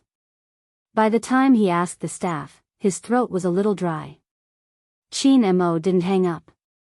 What's the situation? Young Master Zhou didn't enter the makeup removal room, The person wanted to say that he had seen her enter with his own eyes, but in the next second, he remembered something. It's that person just now. That person had blocked his view. That was when young Master Zhou had disappeared. Qin Mo tightened his grip on the phone, his back turning stiff. He had already made preparations, but wasn't it enough? Send someone to look for her. The coldness in Qin Mo's eyes was like a thick fog, entangling within. Focus on investigating Fifth Avenue. Yes. In reality, Qin Mo didn't know how he had hung up. That person had really left. She hadn't said anything, didn't leave any address, didn't even say goodbye. Qin Mo sat there, his heart feeling like it had been hollowed out. Before he had come here, he had heard her calling him Brother Mo. She seemed to be planning something when she was eating, her head furry like a little fox. Even though she was efficient, she was like a child at certain times. Hence, he wanted to take care of her no matter what. It was as though just hugging her and smelling her hair would make him feel better. She had been so close, but she had suddenly disappeared. The phone screen lit up. It was a photo of the two of them. Qin Mo's heart suddenly hurt so much that he had to bend over to stand up. It wasn't possible for him to continue sitting in the study. Qin Mo went to the filming location personally. Movie Queenan was still filming. But Qin Mo didn't look for Movie Queenan, he looked for the director. Are you saying that all the scenes have been filmed? It's only been a day. Qin Mo frowned. The director sat there, taking a break. I find this progress unbelievable too. Young Master Zhou has a good grasp of the character's personality. All the scenes were shot in one go, and it was even more outstanding than I had imagined. It was as though he had always been that person. It was amazing. The director was excited when he talked about this, even showing the youngster's last scene. That scene was originally reserved for the opening scene. At that time, the youngster wasn't wearing a black trench coat. Instead, he was wearing a pure white shirt. He was sitting on a branch with lush foliage, with a book covering his face. After hearing the sound, he seemed to have just woken up from a dream. He took the book away with one hand, and his eyes were as bright as stars as he looked at the camera with a smile. His silver hair was a little messy, and two of the buttons on his shirt were undone. He looked extremely casual. Leaves fell, landing on the youngster's shoulders. When he blew on them, the scene was filled with the smell of sunshine. It was this youngster who appeared at the end. He was dressed in black and looked extremely handsome. Qin Mo looked at the camera, his eyes undulating with intense emotions, but he restrained himself. He placed his fingers on his knees, clenched and released them. Thank you, director. I have something to do, goodbye. Chin Mo stood up, walking towards the car. At this moment, he was certain. Someone had planned this from the start. Although it was just like what the director had said, many people couldn't finish filming in one day. But looking at the entire movie, a certain someone didn't appear in many scenes. A certain someone did not appear in many scenes. Most of the time, it was just her back. Only 3 scenes had captured her face. Therefore, it was not impossible to finish shooting all the scenes in one day. As long as that person had a heart. Chin Mo sat in the car, one hand gripping the steering wheel tightly. He knew she was planning to leave. However, he didn't expect that she didn't miss it at all. Chin Mo started the car at a frightening speed. What he didn't know was that when he started the car, a voice suddenly rang out. Behind his car, another car quickly caught up with him. The car came out from the side. It had smooth lines and was completely black. It also exuded a domineering aura. Master, as a qualified sports car, I have to give you a suggestion. Judging from the speed of the other party's car, his emotions are very unstable. Should we bring some weapons? Swoosh. Beautiful tail wagging. Bojo stopped the car, feeling slightly guilty. You don't have to take the weapon. The navigation bar moved. I didn't expect Master to have a guilty conscience. As long as I have the medicine grandfather Butler gave me. Bojo glanced sideways, her gaze landing on the passenger seat. The navigation bar. What kind of guilty conscience was that? As expected, it couldn't understand human emotions. I have to think of a way to make the Almighty stop. Bojo's eyes moved. She remembered the phone in her pocket. She pressed the button to light it up. When she saw the 20 unread messages, she felt even more guilty. Even through the screen, she could feel the Almighty's desire to kill her. But since things had come to this, it would be a waste of time to be sentimental. She had to tie him up.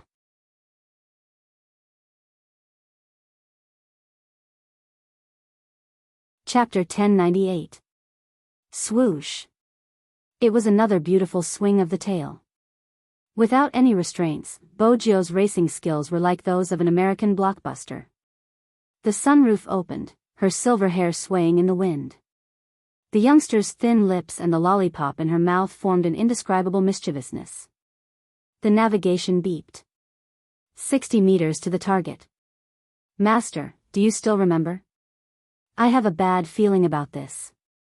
Oh, what exactly is this little vixen that you can't forget? It's affecting your judgment. As a car, you're too noisy. Bojo glanced at the back of the car, her gaze intense. All right, I'll be quiet. But before that, I have to remind you that our tracks have been discovered. The navigation beeped again. It's tiring for a girl to chase after a guy.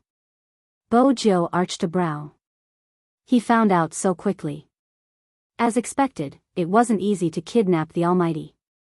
Chin Mo had indeed noticed something. If it wasn't for his mood.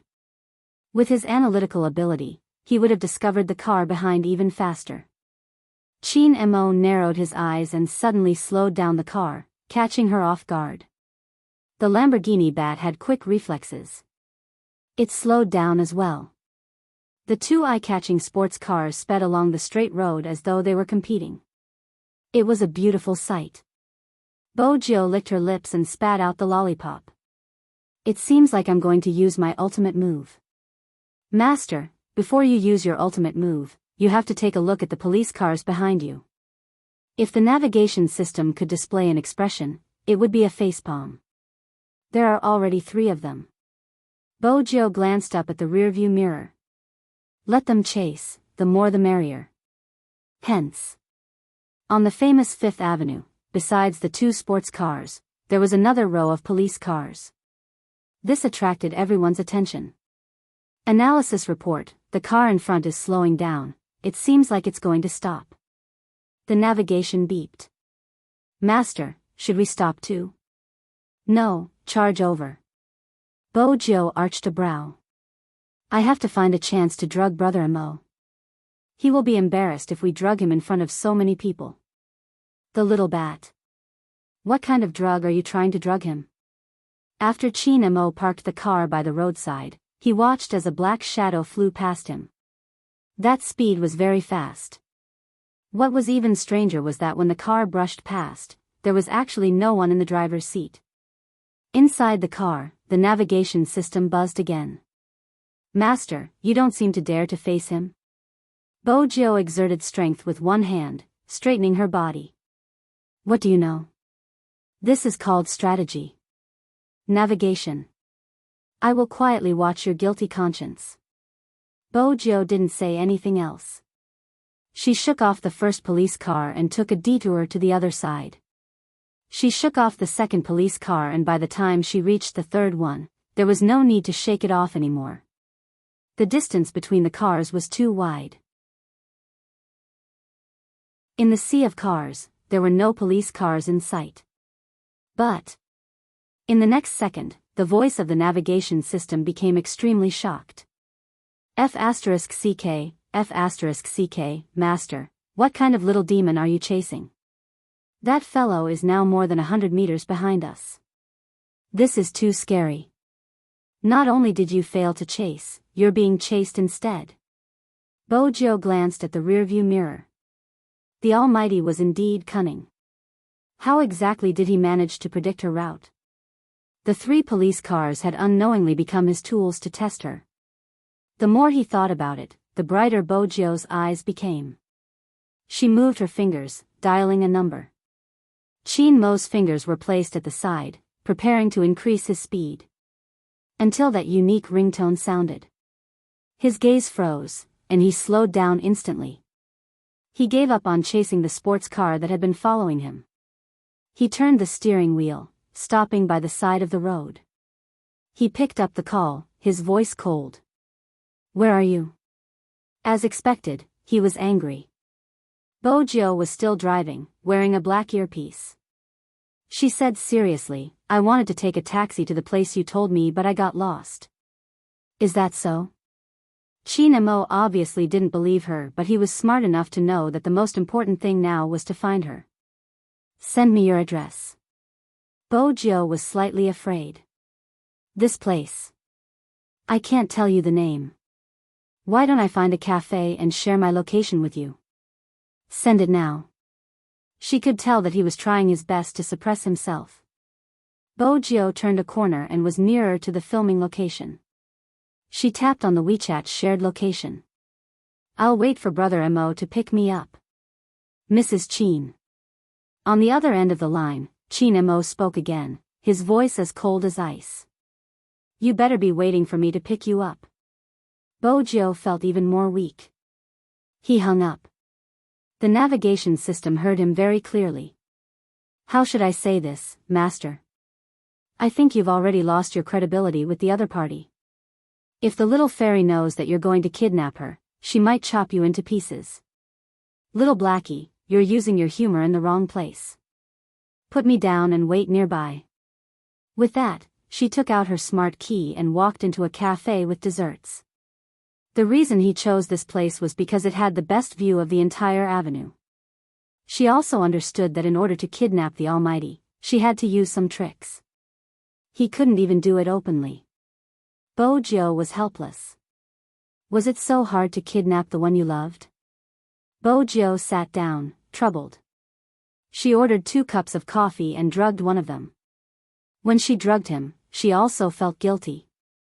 However, when she saw the red dot on the shared location getting closer and closer to her, she felt guilty. She would just be at the Almighty's disposal when the time came. Besides, if she didn't kidnap him, how was she going to treat his hand? Bojo admitted that she was finding an excuse for herself.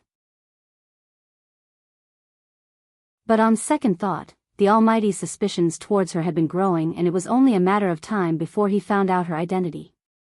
Before that, she had wanted to monopolize her pet for a few days. With that in mind, Bojo tapped the red dot on the screen. Her handsome face puffed up. That's it. Come. Outside the window. Chin Mo alighted from the car. Indeed, he didn't observe his surroundings. After all his thoughts were on locking a certain someone in his hands. When he got closer, he arched a brow. The best view? What was that guy up to? Young master, the car that followed you is near you. It's 9:00, be careful. It turned out that Chin Mo had always been followed by professionals. His communication tool was a small communication device under his black hair. He had been wearing it ever since he had arrived in America. Go take a look. Chin Mo walked forward nonchalantly. Even the passers-by didn't notice his orders. Yes. One of them shifted his position. Chin Mo pushed open the glass door and walked into the cafe. The first thing he saw was the youngster tapping the screen. Bojo noticed the gasps around her. She turned towards the source of the sound and saw the Almighty walking towards her. He was dressed in a business suit with a pair of handcuffs on his hands. It was extremely eye-catching. Was the Almighty trying to seduce her with his uniform? Bojo was about to stand up, but before she could speak, there was a click. Her wrist was locked. Everyone's gaze focused on her. The Almighty was probably the only one who could smile in such a situation. But that smile didn't enter his eyes. Chin Mo sat opposite the youngster as though there was no one else around. He tapped the handcuffed wrist with his fingers, exuding an air of nobility and abstinence. Bojo lowered her gaze before retracting it. Her eyes were clear. Why did you lock me up? What do you think? Chin Mo asked as he locked the other end of the handcuff onto his wrist. Bojo shifted. It's not convenient to drink coffee. Which cup? Chin Mo was still restraining himself. He was afraid he would do something he would regret if he was too violent. But when he remembered the news, he almost wanted to dig a hole. Bojo felt guilty. I don't have to drink. Chin Mo wasn't sure what she was thinking. Since she hadn't left, he should dissipate the coldness. He seemed to be calming his emotions. He reached out and pressed the back of her head, kissing her in that position. They were in the cafe. Bojo's eyes widened. Her mind went blank. Chin Mo retracted his hand, his lips still glistening. His voice was hoarse. I should have installed a tracking device on you. Bojo didn't have a chance to reply. Chin Mo probably wasn't in the mood to listen to her lie. He took a piece of cake and stuffed it into her mouth. Bojo puffed up her cheeks as she chewed. The Almighty pinched her cheeks. Just this once, do you understand? Bojo swallowed the cake. Sure, Brother Mo, can you help me remove the handcuffs? It's good to be locked up, it keeps you in check. Chin Mo's fingers caressed the corner of the youngster's mouth, wiping away the crumbs of the cake. His actions and expression were filled with an indescribable pampering. The people in the cafe were confused. What was going on? At the start, they had assumed the police were arresting someone. But now, they were confused. Was he under house arrest?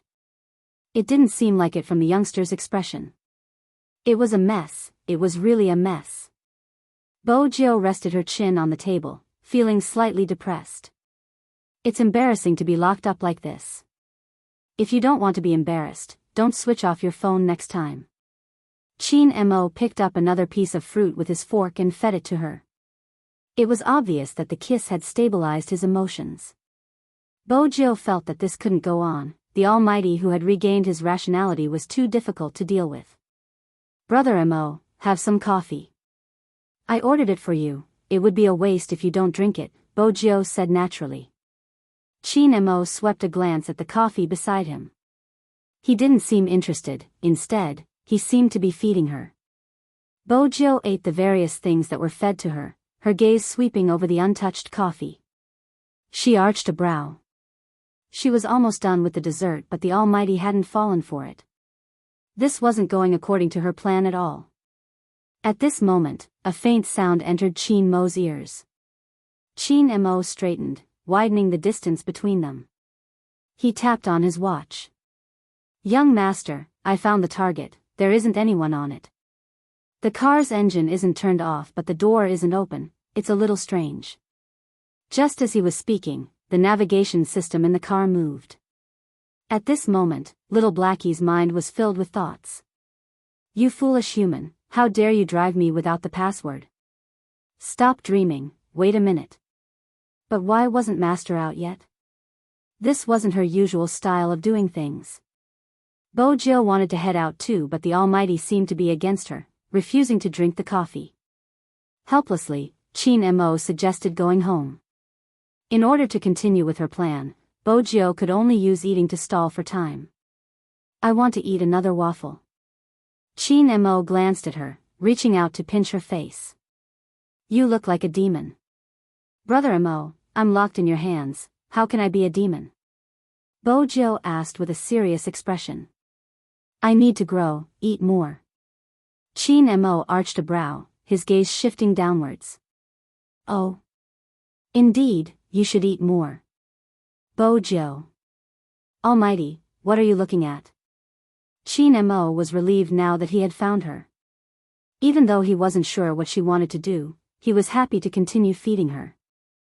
Jill watched as the 3 plates of waffles were placed in front of her, each plate ridiculously huge. She glanced up at the elegant face in front of her. The Almighty must have done it on purpose. Eat, you can ask for more after you finish. Once Chin Mo was nonchalant, there was a hint of blackness in his voice. Jill thought to herself, in order to tie him up, it wasn't a big deal to eat. She had a huge appetite anyway. It's boring to eat alone, Jill replied. She reached for the coffee cup beside Chin Mo's hand, bringing it to his lips without a second word. Chin Mo didn't reject her this time. In fact, he rarely rejected her even after knowing her identity. In his heart, she was still a sensitive child who hadn't gone through puberty. When Jill saw Chin Mo's thin lips move slightly, she broke into a smile. Her smile was like the clear sunlight hitting the spring water. Chin Mo subconsciously took 2 more sips, and half of the coffee went down his throat. If she had to describe it, Jill would definitely have a vile person shouting proudly. But on the surface, she didn't reveal anything since she had to wait for the medicine to take effect. The effect of the medicine was really quick. Chin Mo quickly realized something was amiss. The shadow in front of him was swaying. He lifted his lids and glanced over at the youngster. Jill felt uncomfortable under his gaze, her voice sounding sheepish. I'm sorry, Brother Mo, I really want to tie you up. Don't worry, there aren't any side effects. Tie me up? Chin Mo shook his head again, his brows furrowed. Jill felt that she had gone overboard. She leaned over and kissed him. To tie you up. That's why I agreed to come to America to film. It's a little despicable, don't hate me. Chin Mo froze. He was reminded of what a certain someone had been talking about in her dreams. He could guess many reasons why she wanted him to come to America.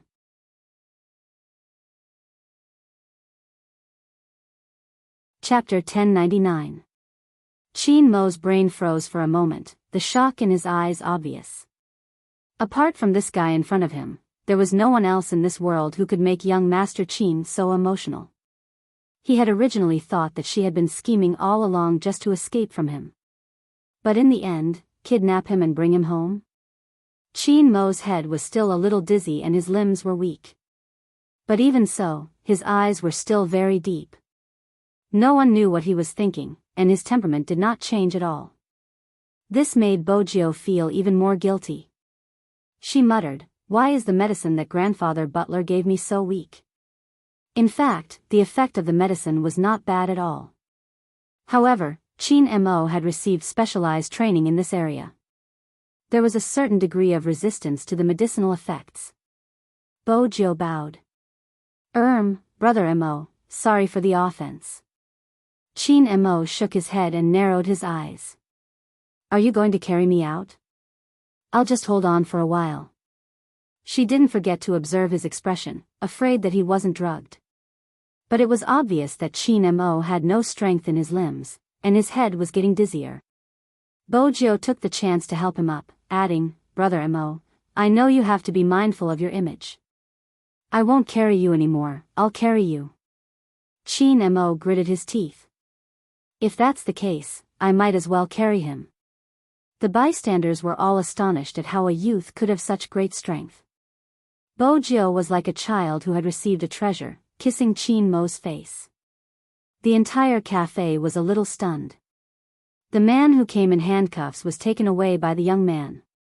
This plot, the earphones hidden in Chin Mo's hair vibrated slightly. His voice was very soft. "Young master, what's wrong? Did something happen over there?" Chin Mo didn't answer. The people hiding in the dark glanced at each other and prepared to move. Young Master Jio carried the young master out. Several people's gazes were focused on one point. What was going on? The young master didn't give any instructions. Did that mean that they didn't need to move? Just as they were guessing, Bojio didn't notice that she had touched the public button. "Brother Mo, I know you must be angry at me for kidnapping you. This is..." Young Master Joe's voice. Those people looked at each other again. This time, his eyes were clearly shaken. "Young Master Joe kidnapped young master?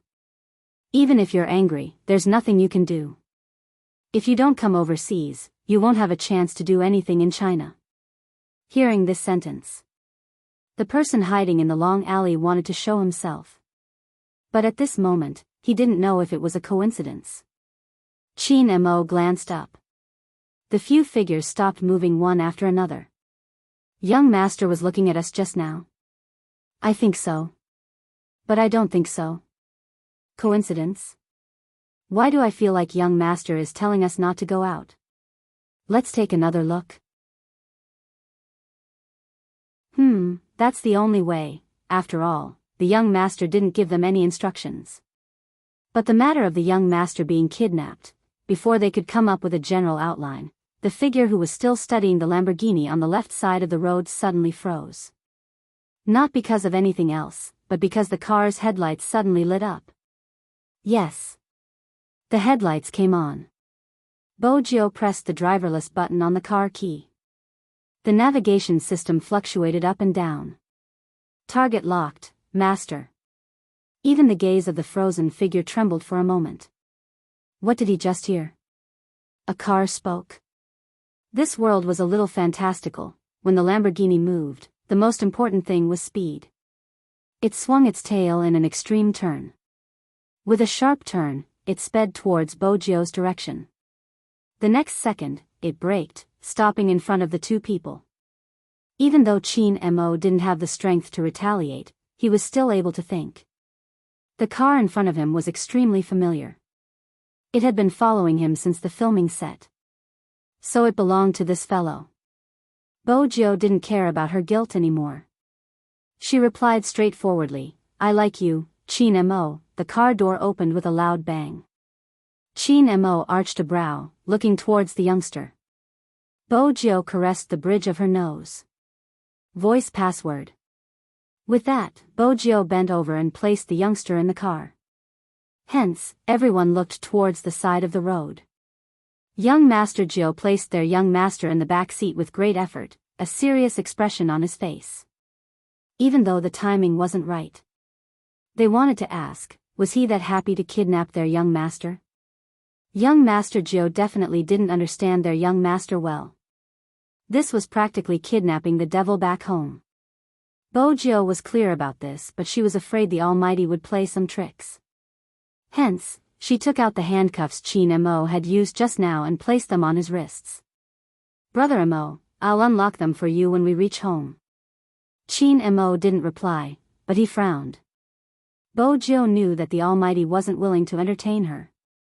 In the end, Chin Mo asked, "What did you use on me?" "To let you sleep, but Brother Mo, you're too dangerous, you're still awake." Bojio closed the car door and pulled open the driver's seat. The moment she held onto the steering wheel, she felt a little more at ease. However, there was a slight change in the navigation system. "Master, there's someone tailing us." Bojio glanced at the rear mirror. She turned the steering wheel with her left hand and retreated swiftly. Then, she did a 180-degree turn on the spot, swaying the rear of the car. Her driving technique was elegant and beautiful. This made the people hiding in the other 3 cars want to give chase. They really didn't expect that their young master would be kidnapped. Logically speaking, that shouldn't have happened. How could their young master not have noticed? Indeed, Chin Mo had noticed it long ago. Ever since he had entered the cafe, the youngster's gaze had been on the cup of coffee beside his hand, as though asking him why he hadn't drunk it yet. Chin Mo had wanted to see what exactly she was up to. Hence, he had taken the opportunity to drink the coffee so that she would be more obedient after revealing her true colors. Even he did not expect that this guy was trying to kidnap him. Chin Mo lifted the corners of his lips subconsciously. But he wouldn't let the youngster see his emotions. He sat in the back seat, looking extremely weak. He was really dizzy. He raised his fingers and pressed them against his temples. Through his gaze, he could vaguely see the light.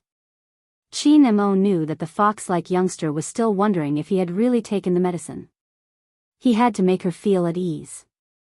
Chin Mo closed his eyes and leaned his head against the window while the drug was still in effect. The Almighty's current state was extremely alluring. His handsome face was slightly pale from the effects of the medicine. His wrists were handcuffed and his black hair fell down. His pure black lashes made him look abstinent. The navigation system vibrated. "You're the little vixen that Master fancied when he was outside?" Little vixen? Chin Mo's fingers stilled. He wanted to open his eyes, but in the end, he resisted the urge. After all, he wanted to see what else she would do to kidnap him. Bojo heaved a sigh of relief when she saw no reaction from Chin Mo. The medicine is finally taking effect. It wasn't easy. All that's left is to activate the automatic detection mode and plan a new route. Master, it doesn't seem that simple. The navigation system activated and a 3-dimensional image appeared on the screen. There are more cars than I expected. I thought there would only be 2 or 3. There were already 7 to 8 flashing red dots. The situation seemed bad. Bojo arched a brow. It didn't look like a police car, but she didn't have much time to think. With a loud swoosh, she drove the black Lamborghini through the crowd of cars, shaking off the car closest to her. She was sitting in front so she couldn't hear Chin Mo's voice. "Young master, how are you? We have been following you and the locator is normal. We have set up a roadblock at the traffic light ahead. Once we reach it, the car will definitely not be able to pass." When they had said this, they had thought they would receive a signal to take action. Unexpectedly, the beeping sound from the watch was for them to retreat. Retreat? The shadows who were wearing headphones were a little confused. What about the roadblock? Retreat. Chin Mo's fingers moved slightly as he tapped on the watch. Even the roadblock was to be removed. The shadow guards glanced at each other. They had no choice but to follow their young master's instructions. They could more or less understand the meaning behind their young master's gaze. Simply put, all of you move away, don't hinder me from being kidnapped. In an instant, the inner thoughts of the shadows became more active, and the barricades that were blocking their way were removed. Even the speed of the chase was reduced from 100% to 70%, 60%, 100%, until they couldn't see the Lamborghini anymore. The shadow guards stopped moving and looked at the blinking red dot. They comforted themselves that it was fine, their young master's location was still there. But, what exactly was their young master thinking? Bojo, who had shaken off all the cars, was elated. She whistled and sighed. It's not easy to kidnap the Almighty. The shadow guards could hear the sound. When they heard her words, they looked up at the sky and thought to themselves, young master has been cooperative enough. If he hadn't, you wouldn't have been able to kidnap him. Why do I feel that young master is happy to be kidnapped by young master Joe? Let me tell you something. What? When young master came out of the cafe just now, he seemed to be smiling. It was clearly a kidnapping. Why did they get a taste of dog food? On the other side, the Lamborghini was already on the bridge. Bojo was still troubled. Little Blackie, what should I do if the Almighty continues to ignore me after he wakes up? Master, as expected, the little vixen's presence has affected your judgment. No one likes to be kidnapped. It's normal for him to ignore you. There were lines on the navigation system. He was extremely serious. The important thing is that he is kidnapped. Bojo glanced over and raised her eyebrows. She smiled. That's right. Bojo, who had been dealing with all kinds of unexpected situations, didn't know what Chin Mo had ordered. If she had known, she wouldn't have been so worried. Of course, Chin Mo wouldn't let her know either. From the start, young Master Chin was a perfect kidnapper. He was weak and handsome, just like a young master who had fallen from grace. Time trickled by. Dusk fell. The castle in the forest gave off a mysterious vibe that was difficult to get close to. Under the last rays of the setting sun, the Lamborghini drove into the courtyard. The old butler, who was dressed in a well-ironed suit and had British blood, was already standing there. There was a drowsy owl perched on the branch. It had to be said that this was a scene that would only appear in a comic book. If it wasn't for the modern Lamborghini that broke the harmony. The old butler opened his pocket watch. Even though it was a little late, they could still make it for dinner. Not bad. Bojo didn't call for help. Instead, she bent down and carried Chin Mo out. She smiled faintly. Brother Mo, you won't be in the mood to tour when you wake up tomorrow.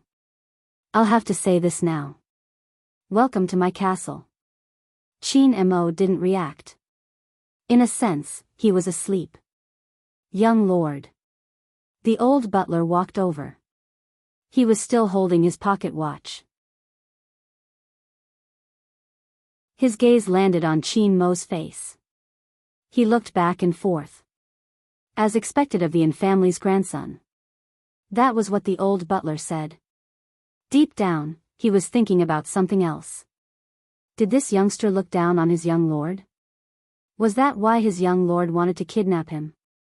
It had to be said that the old butler had a certain level of misunderstanding. Chin Mo wasn't aware of this. All he could feel was a certain someone holding on to him. Her breathing wasn't steady. Her sweet scent seeped into his nose. He could hear her saying, "This is my room. You'll definitely like it." The next moment, he was placed on the soft bed. His breathing didn't weaken. Instead, it became clearer. It was so clear that it made one's heart itch. Chin Mo didn't have any energy. When he heard that Bojo wanted to leave, he tilted his body. His arm pressed down on her waist naturally. Bojo paused. Her clear eyes swept over the handsome face that was so close to her. Everything seemed like a dream. The Almighty had really been kidnapped by her. It felt as though they had returned to their younger days when they had slept face to face. But Bojo knew that this peace was temporary. When the Almighty woke up, he would definitely ignore her. She reached out and hugged Chin Mo's waist. "I don't care, it's mine." This was the only thing she could say now. Bojo wanted to leave right after declaring her ownership. But in this position, it would take some time for her to break free. When her nose brushed past, her lips had to slide past Chin Mo's lips before she could move his arm away. MMH. She had to take advantage of the Almighty now. But it was hard to say who would be the one taking advantage. With his eyes closed, Chin Mo could feel the softness of her lips. There was even a hint of sweetness. Darkness descended. Bojo walked out of the room. Chin Mo, who was lying on the bed, slowly opened his eyes. His eyes were the same as usual, so deep that they seemed to be able to emit starlight. Words for the readers, 4-in-1. Moi, good night.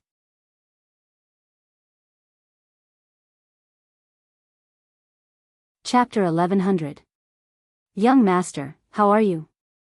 A hissing sound rang in his ears, along with some static noise. It was probably because he was in the castle that the signal of the earphones was affected. Chin Mo had always been cautious. Even though there was no one around, he didn't speak. Instead, he lightly tapped his watch twice. It meant that he didn't make any moves. After the shadow guards received the order, they asked tentatively, "Do we need to set up an ambush?" No need. Even though they couldn't hear young master's voice, they could feel his nonchalance when he said those two words. "Is there anything wrong with your body?" They heard young master Jiao say that he drugged young master. Finally, one of the shadow guards mustered up the courage to ask this question. Qin Mo felt dizzy and didn't reply.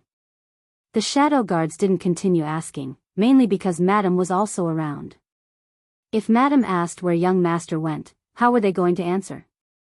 Forget it, they would wait for Madam to ask this question and then consult young master. The sound from the earphones was gone. Qin Mo felt the softness of the bed and the sweetness of the candy around him. He raised his eyebrows. What kind of kidnapping was this?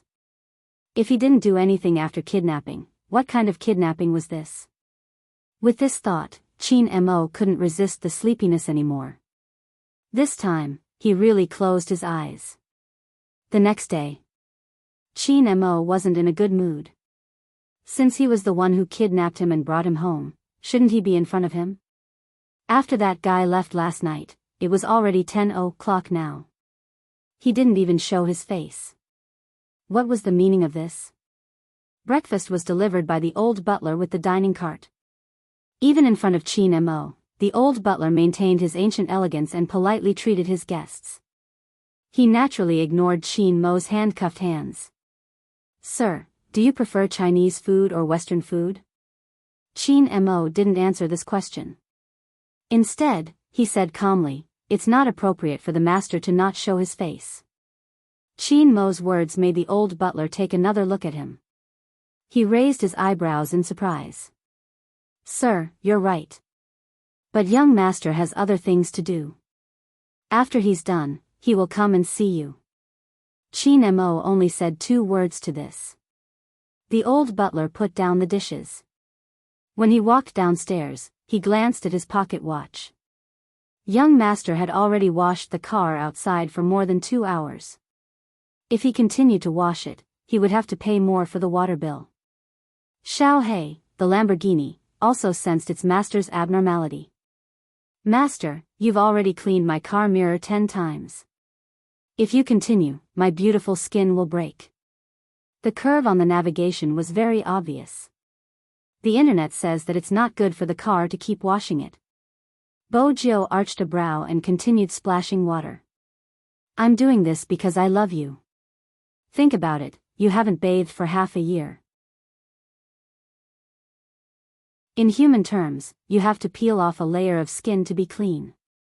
Then when master is bathing me, can you please not step on me and stare at the window on the 2nd floor? This is an insult to my high intelligence. You must be thinking about that little vixen," the navigation system said angrily. "Little Blackie, based on your observation of little vixen yesterday, do you think he will forgive me for kidnapping him?"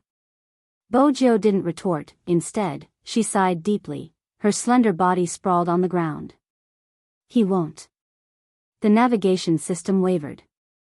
"Master, are you crazy? Why would anyone forgive a kidnapper? As a qualified smart sports car, I helped master do some research. You should sleep as much as you want when dealing with a kidnapper." Bo Jiao thought about it. She felt guilty. If I sleep with him now, he will definitely stare at me. Sigh, why does the person I like have to be so rich? The almighty and unyielding, the Almighty's dungeon was too difficult. The old butler stood at the door, taking in everything. He was even more certain that the grandson of the Yin family didn't fancy his young lord. He really had no taste. The old butler frowned in disapproval. Bo Jiao smiled when she saw him, her eyes brightening. "How is it? Grandfather butler, has the Almighty had breakfast? My cooking probably isn't to his liking." The old butler changed his words. Bo Jiao was smart enough to realize that he was comforting her. Her gaze dimmed. The old butler had never seen such a young lord before. He had to find a time to ask that man what he liked. What was wrong with his young lord? Even though she felt guilty, she didn't want the Almighty to starve. She took the tray and prepared to head upstairs. At this moment, Bojio was exceptionally polite as she knocked on the door. Chin Mo lay on the bed, his expression indifferent. Since when did kidnappers become so polite? Bojio's fingers paused. She pushed the door open, her eyes smiling. Brother Mo, change your mood and treat me as a guest. That way, you won't be so angry. Guest? Chin Mo tugged on the metal chain, his attitude cold. Using this method? Bojio sat down, her lids lowered. I don't want to either, Brother Mo is too formidable. What if he escapes? I've tried this chain before, it doesn't hurt. Should I give you a good review? Bojio could hear the mockery in his tone. Brother Mo, I know you're angry but you have to eat. Don't skip your meal, your stomach will hurt. How am I supposed to eat when you're tying me up? Chin Mo replied calmly. Bojio's brain short-circuited. She replied instinctively, that's easy, Sugar Daddy will feed you. She originally thought that the Almighty would glare at her until she turned into a black man. Unexpectedly, the Almighty merely scanned her from head to toe, remaining silent. Bojio grew bolder. It hadn't been easy to get her hands on him. She wanted to make use of the time to do everything she wanted. She held the bowl of pork and century egg congee in her left hand and the spoon in her right. She touched the glossy lips with it. Chin Mo didn't open his mouth at first. Bojio watched him. He wasn't even willing to eat the food she fed him. Since you're the one who tied me up, you have to watch over me, Chin Mo said slowly. Don't tease me just now. Bojio found a good excuse. I was washing my car. Chin Mo smirked. Washing for 3 hours? Bojio.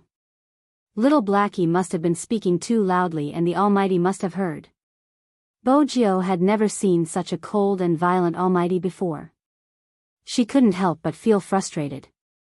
Fortunately, he ate the first mouthful of congee. Bojio was instantly motivated and fed him a second mouthful. Chin Mo opened his mouth and swallowed the congee without a change in expression. He looked at the person who was feeding him with a deep gaze. How could there be such a happy person who allowed her to feed him a bowl of congee? His eyes were still bright, so bright that she wanted to kiss him. On this point, the two of them were of the same mind. But Bojio moved faster. She watched as Chin Mo was quietly being fed by her and was reminded of their childhood. After the last mouthful of porridge was finished, she took the chance to lean over, sweeping her thin lips for a light kiss. But it managed to stop Chin Mo in his tracks. Bojio knew the principle of escaping after a kiss. Otherwise, the Almighty might resist. She was already unhappy. If the Almighty didn't eat the food she fed him, it wouldn't be worth it. Chin Mo arched a brow, looking at a certain someone. Bojio felt guilty again. She put on a serious expression. Brother Mo, there was a grain of rice at the corner of his mouth. Do you think I'll believe you? Chin Mo's tone was indiscernible. Fortunately, it wasn't disgust. Coldness was still acceptable. She didn't dare to imagine being disgusted by this person. Hence, she didn't really meet Chin Mo's gaze. After feeding him, he subconsciously wanted to hide for a while. Chin Mo spoke at this moment. Where do you intend to go? Do you think I don't need to go to the washroom? Bojio paused. The length of the metal chain is just enough to reach the washroom. It won't affect your movements. For a moment, neither of them spoke. Just as Bojio was about to move again, Chin Mo spoke again. Chin Mo's voice rang again. Have you thought about the consequences of locking me up like this? I have. Bojio lowered her head slightly. She knew that she would have to face this question sooner or later. But hearing it personally was a different feeling. Was he really starting to hate her? Chin Mo swept a glance over Bojio. Then he stood up and used his other hand to pull her. He lowered his voice beside her ear. Why did you lock me up after you thought about it? I had to, Bojio replied in a low voice. It wasn't easy to tie it up.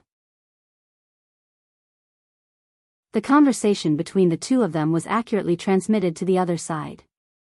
The shadow guards glanced at each other. They were all slightly shocked. They were shocked by their young master's acting skills. Young Master Joe definitely didn't know how cooperative young master had been when he had tied him up. Now, he was definitely making young Master Joe feel guilty. The shadow guards wanted to hear the rest of the conversation. Chin Mo seemed to have thought of something. He retracted his hand and slid his fingers over his watch strap. This time, they couldn't hear anything. The shadow guards looked up at the sky. Young Master's tricks were really deep. Bojio was surprised that the Almighty would let her off so easily. She thought that he had grabbed her up to give her a beating. But on second thought, with the Almighty's upbringing, he wouldn't hit a woman no matter how angry he was. I need to take a shower. Chin Mo looked at the youngster's head. Since you call yourself a sugar daddy, don't tell me you don't know how to do such a simple thing? Bojio looked up and blinked. Chin Mo's handsome face was cold. How do I remove my clothes? I'm good at that. Bojio smiled. She looked as though she could take advantage of him again. A hint of a smile flashed past Chin Mo's eyes. But there wasn't a hint of emotion on his face. Instead, his expression turned colder. Oh. I'll help Brother Mo, Bojio said as she unbuttoned his shirt. She smiled faintly. It's a small matter. This time, she was really taking advantage of him unscrupulously. She didn't have to worry about being oppressed by the Almighty. She had to admit that Chin Mo was indeed ridiculously good-looking. Especially when he was standing tall with his messy black hair. He lowered his head to look at her, allowing her to pull his shirt open to reveal his beautiful abs. He was so handsome that it made her heart beat faster. Done. Bojio's ears turned red. Chin Mo arched a brow. I don't have the habit of bathing in trousers. Bojio watched as his hand was locked. She gritted her teeth and reached out to unbutton his trousers. But the moment she touched it, she retracted her hand. It was scalded. Bojio glanced up instinctively. Chin Mo's expression was indifferent. If you can't do it, undo the chains and let me do it myself. Brother Mo, there's no use trying to provoke me. Bojio smiled, looking slightly devilish. I'll continue. Chin Mo watched as she lowered her head. Who said that provocation didn't work? His motive wasn't to get her to undo the chains. His gaze dimmed as he waited for the youngster to continue. Bojio reached her hand over. She thought for a moment and decided to negotiate. Brother Mo, can you make it less hot? I'm a normal man. Chin Mo's words denied Bojio's intentions. Bojio had no choice. She braced herself and tried her best to avoid the scalding heat. She unzipped his zipper. Once the zipper was unzipped, everything else became easier. But Chin Mo, who wasn't restrained by his clothes, couldn't shift his gaze away. Especially since he was wearing a black t-shirt. She was caught off guard and turned on the shower. When the hot water flowed down, a layer of mist rose. The water droplets landed on his black hair, glistening like pearls. They rolled over inch by inch, gathering on his V-line. It was a sexy mess. For some reason, Bojio's throat felt dry. Just as she was about to leave, he pulled her back. You want me to shower with one hand? Chin Mo's tone didn't change. What about my back? How do I apply the shower gel? You have time to shower your car but not me? Why did you tie me up? When Bojio heard this, her first reaction was to estimate the Almighty's danger level. It shouldn't be that high. She had to take advantage of him. I wanted to go outside to get the shower gel, Bojio replied seriously. Chin Mo exposed her mercilessly. It seems to be behind me. I didn't see it just now. Bojio smiled. I'll help you apply it now. With that, she pressed a few buttons on the small bottle, pressing the fragrant shower gel onto her palm. Her beautiful eyes were smiling as she caressed the abs she had been yearning for. As expected, it felt good. MMH. It was cool and smooth. And there was a jade-like feeling on his chest. Bojo smiled as she took advantage of the man she wanted. She didn't notice that when she lowered her head, the man she had tied up was smiling faintly. Bojo experienced the feeling of being a sugar daddy. If only the Almighty was willing to do all of this. For instance, he would become her pet again.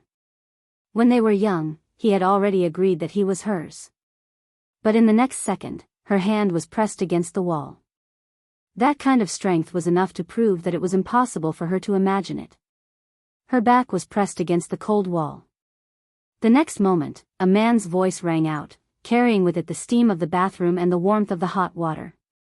The slightly cold breath hit the back of her ears, making her heart tremble. "Who exactly are you?" The question finally came.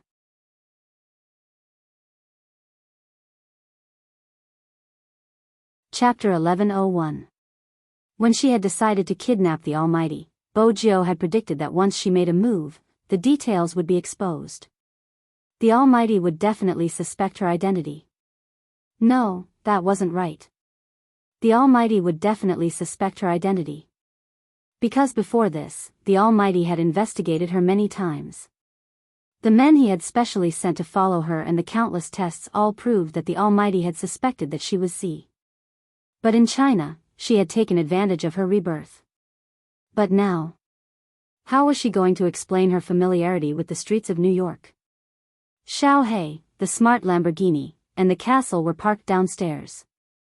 The Almighty would never believe that the Fu family was that rich. In reality, she couldn't come up with anything. Anyway, she was already kidnapped. What was there to be afraid of? Bojo was decisive. Even though she was pressed against the wall, she didn't seem to have any intention of retreating. Instead, she lifted the corners of her lips, her voice seductive. "Brother Amo, have you already guessed my identity? I'll let you say it yourself." Qin Mo's thin lips were very close to her ears. He was so close that if Bojo tilted her head, she would be kissed. She had no choice but to maintain her position. She glanced up, her lashes damp. "I'm Z. I'm the Z that you've been chasing." Qin Mo's fingers paused, as though they had stopped. Bojo admired the Almighty's rare pause.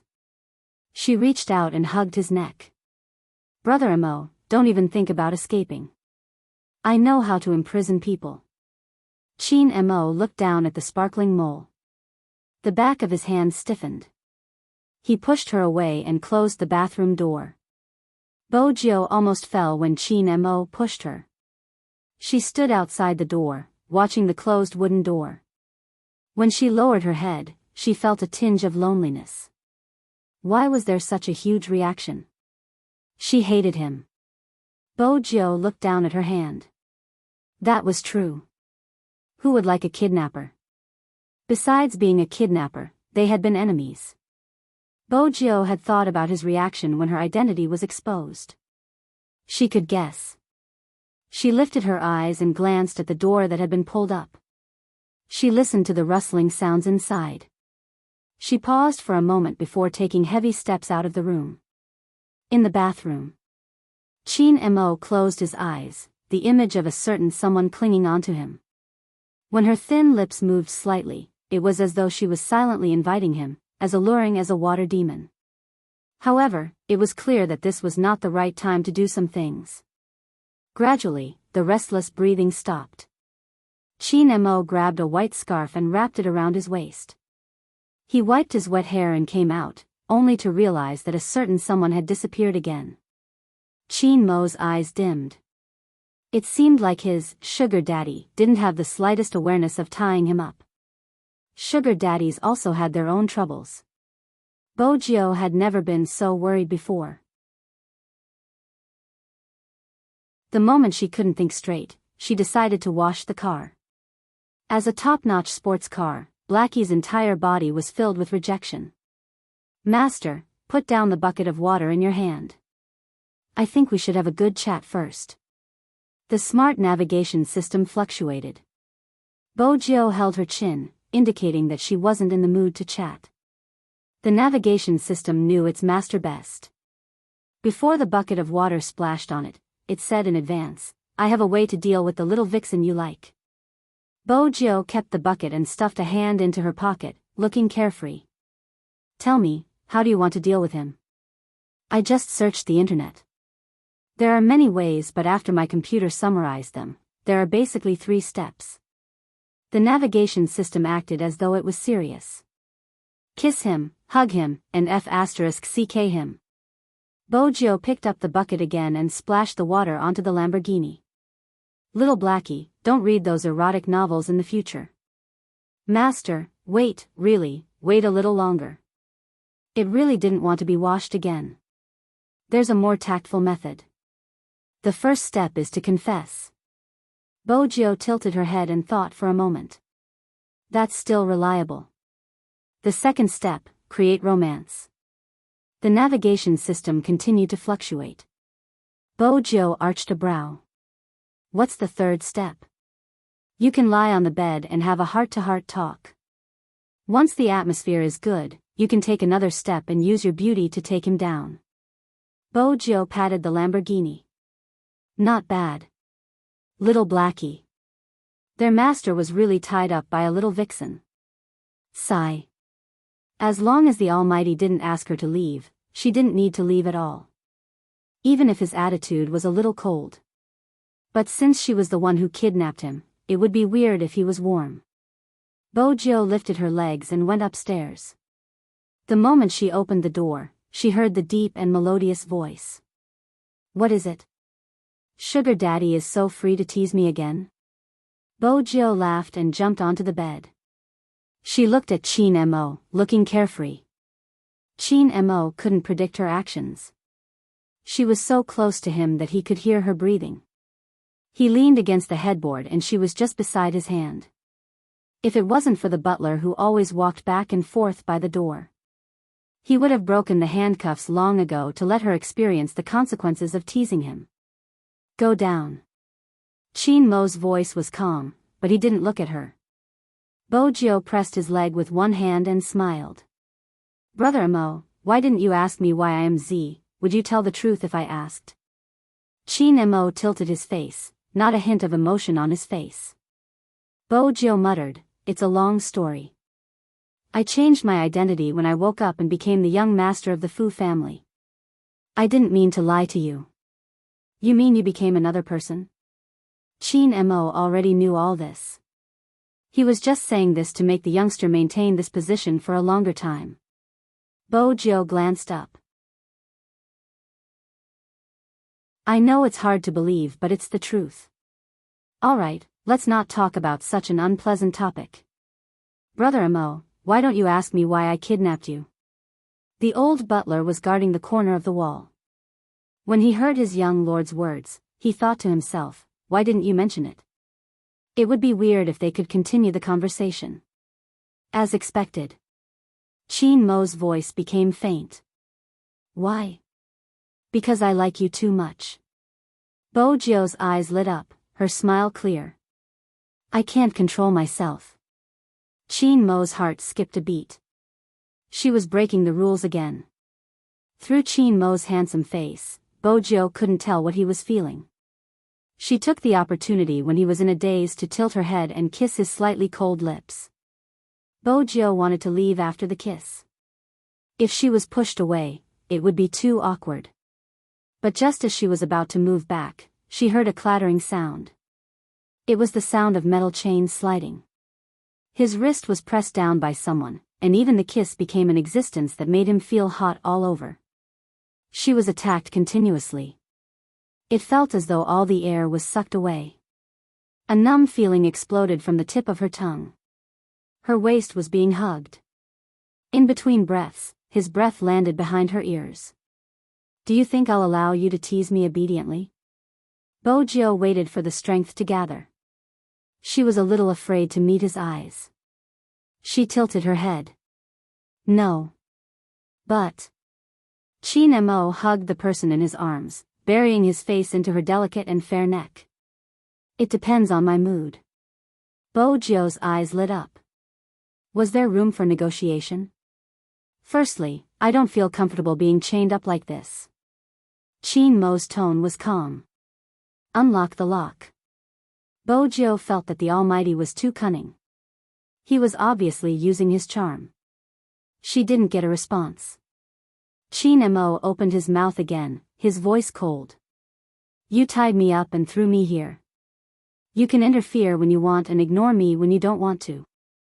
It doesn't make sense if you don't pick the lock. Or do you not believe in your skills and think you can't keep me here? Didn't you drug me? The drug is still in effect, isn't it? I'll unlock the lock. Bo Jio lifted her head. But Brother Mo, after I unlock the lock, don't leave. Grandfather Butler can treat your hand.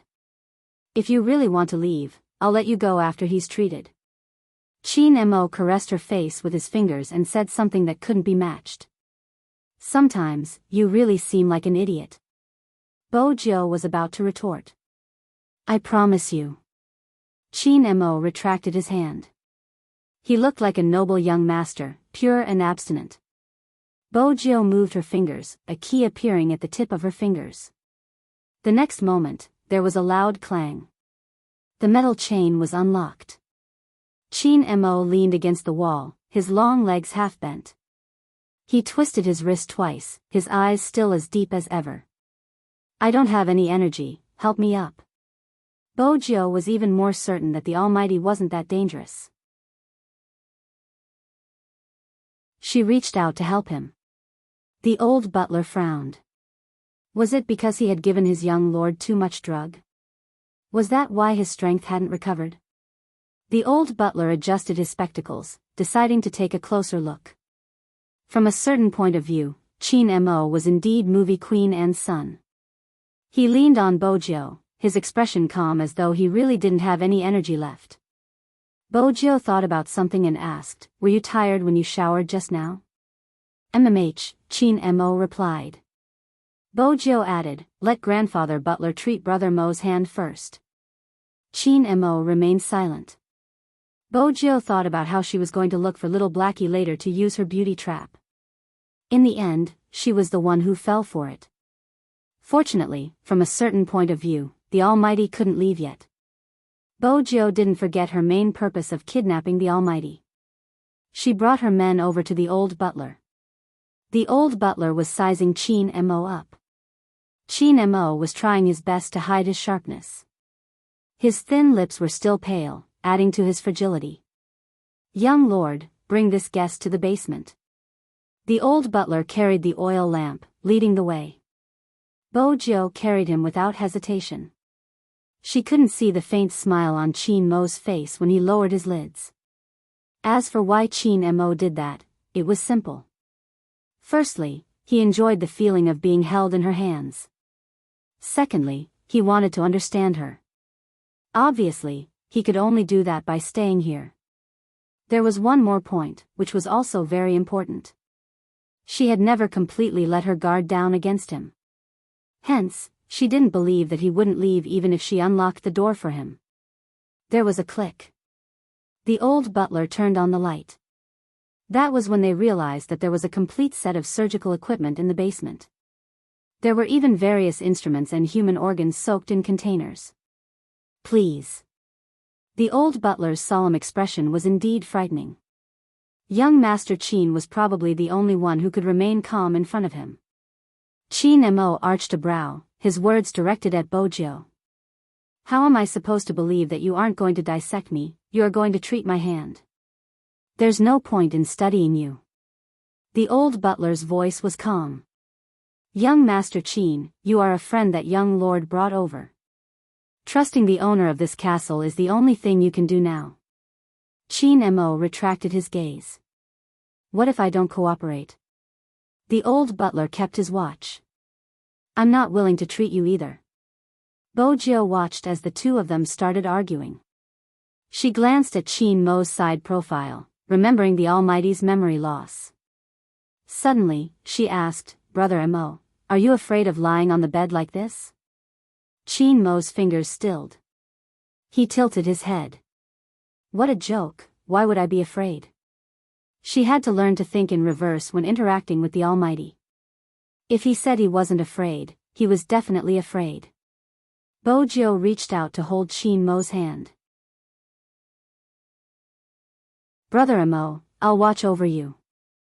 Besides, my castle is very safe, no one will come. Chin Mo's gaze swept past the youngster's face. If you dare to take a step away, throw me out of the window, Bojo replied. Chin Mo seemed to be smiling. Bojo wasn't sure since the lighting was a little dim. All right. Bojo glanced up at the old butler. Bojo glanced up towards the old man. Grandfather Butler.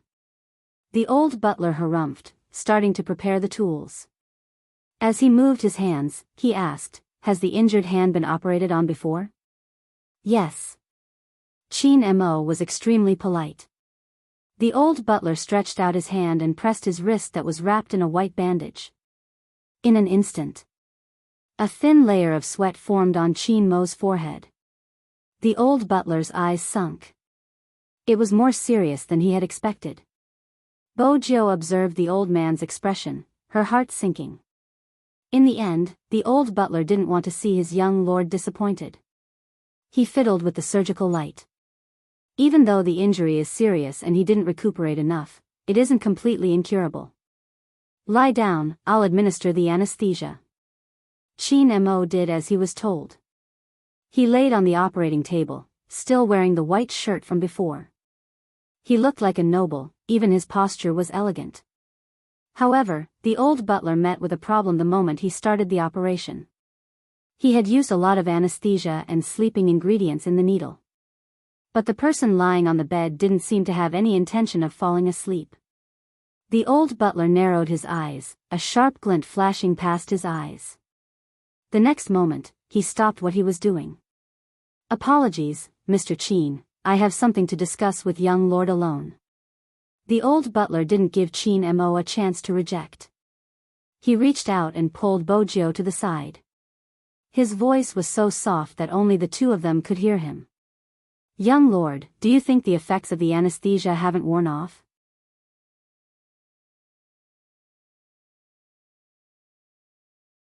Chapter 1102. The old butler paused, frowning. Then, young lord. He unlocked him. The old butler didn't finish his sentence. Bojo interrupted him. That isn't important, he will leave sooner or later. The most important thing is to treat his hand before he leaves. Hence, I have to ask Grandfather Butler, a soldier's hand is too important. Even though he doesn't have a military rank now, I know he will have to return to the military one day. As for why I unlocked him, I feel that someone as handsome as him shouldn't be chained to the bed. He has such a limited range of movement. In China, he had many chances to chain me, but he only threatened me verbally and never resorted to such methods. Now that he's in my territory, I won't break his wings even though I want to keep him. Grandfather Butler, please don't be prejudiced against him, he's actually... Bojo scratched the back of her head as though she was trying to find the right words to describe him. Then she smiled. He's really good. The old butler retracted his gaze, not saying anything else.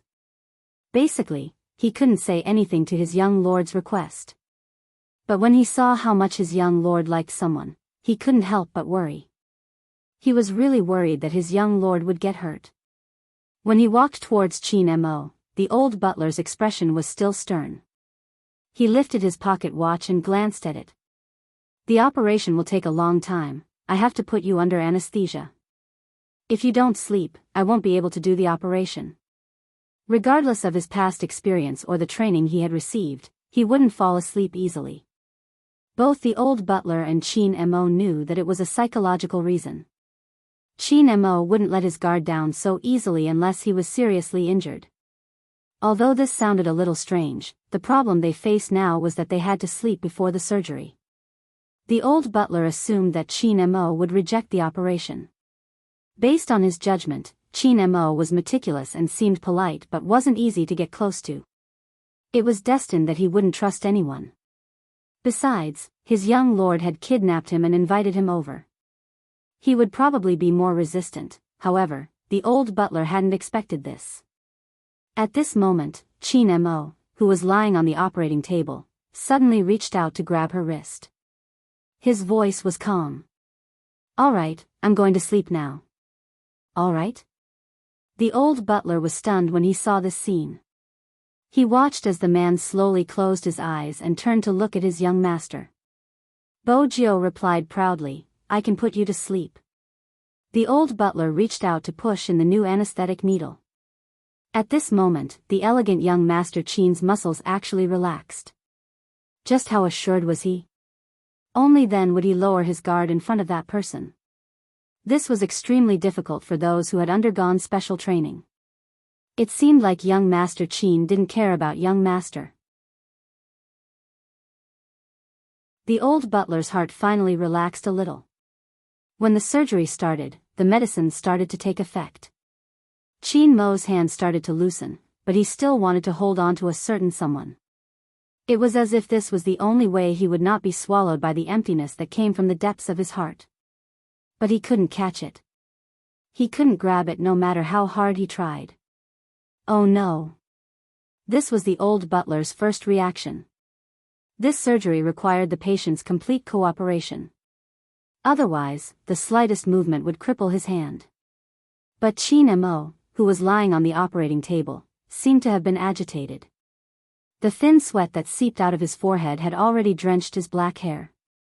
Even his body was filled with extreme unease. It seemed like he was having a nightmare, but it wasn't exactly. But if he continued moving like this, the surgery would definitely fail. "Young lord."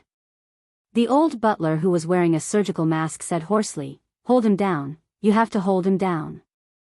Bojio looked at the fragile person on the operating table. She didn't know what to do. Yes, for the first time in her life, she didn't know what to do. If it had been someone else, she would have used brute force to calm him down. Otherwise, she would have knocked him out. But it wasn't someone else, it was Chin Mo. He was the only person she had wanted to hold in her palms ever since she was young. "Young lord." The old butler pressed down on Chin Mo's shoulders. From his expression, it was obvious that he was trying his best to suppress the other party. When the old butler turned back, he saw Bojio's face. His voice lowered. "Young lord," the old butler had only seen this side of Bojio once. When his master had died. That youngster had stood in front of the gravestone. Her eyes had lost their luster and she didn't know what to do. Now, young lord, the old butler opened his mouth, wanting to say something.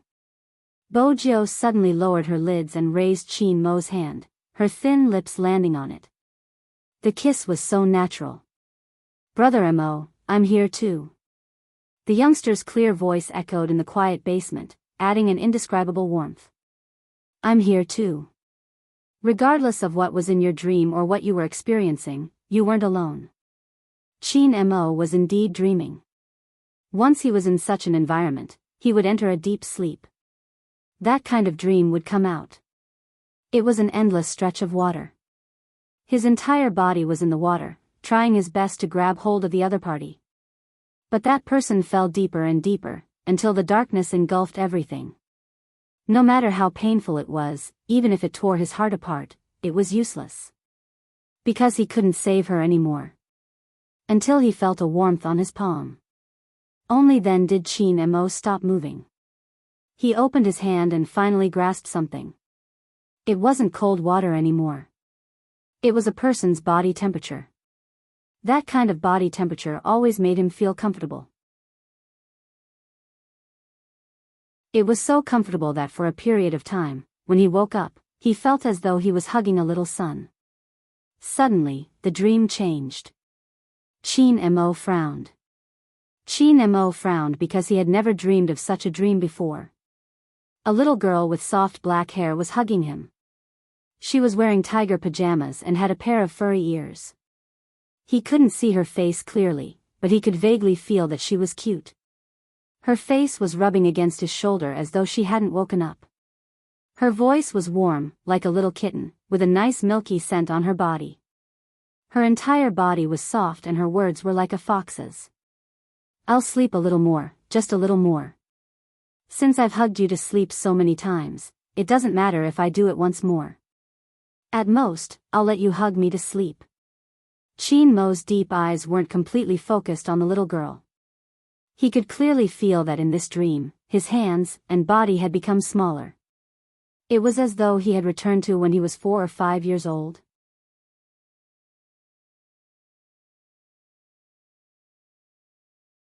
Chapter 1103. Why was this happening? In the dream, Chin Mo paused. He retracted his gaze and looked at the furry head in his arms. What was even stranger was that he was talking in his dream. If you don't wake up, there won't be any milk to drink. You won't be able to grow taller. The tiger-like girl in his arms leaned against his neck. Her voice was clearer. How should I say this, Momo? I'm taller than you, you don't have to worry about this. He seemed to have clenched his fist. His chest was filled with anger. He reached out to pull her away. Boys grow slower than girls. Don't you know this common sense? The little tiger shook her head. No, I'm young.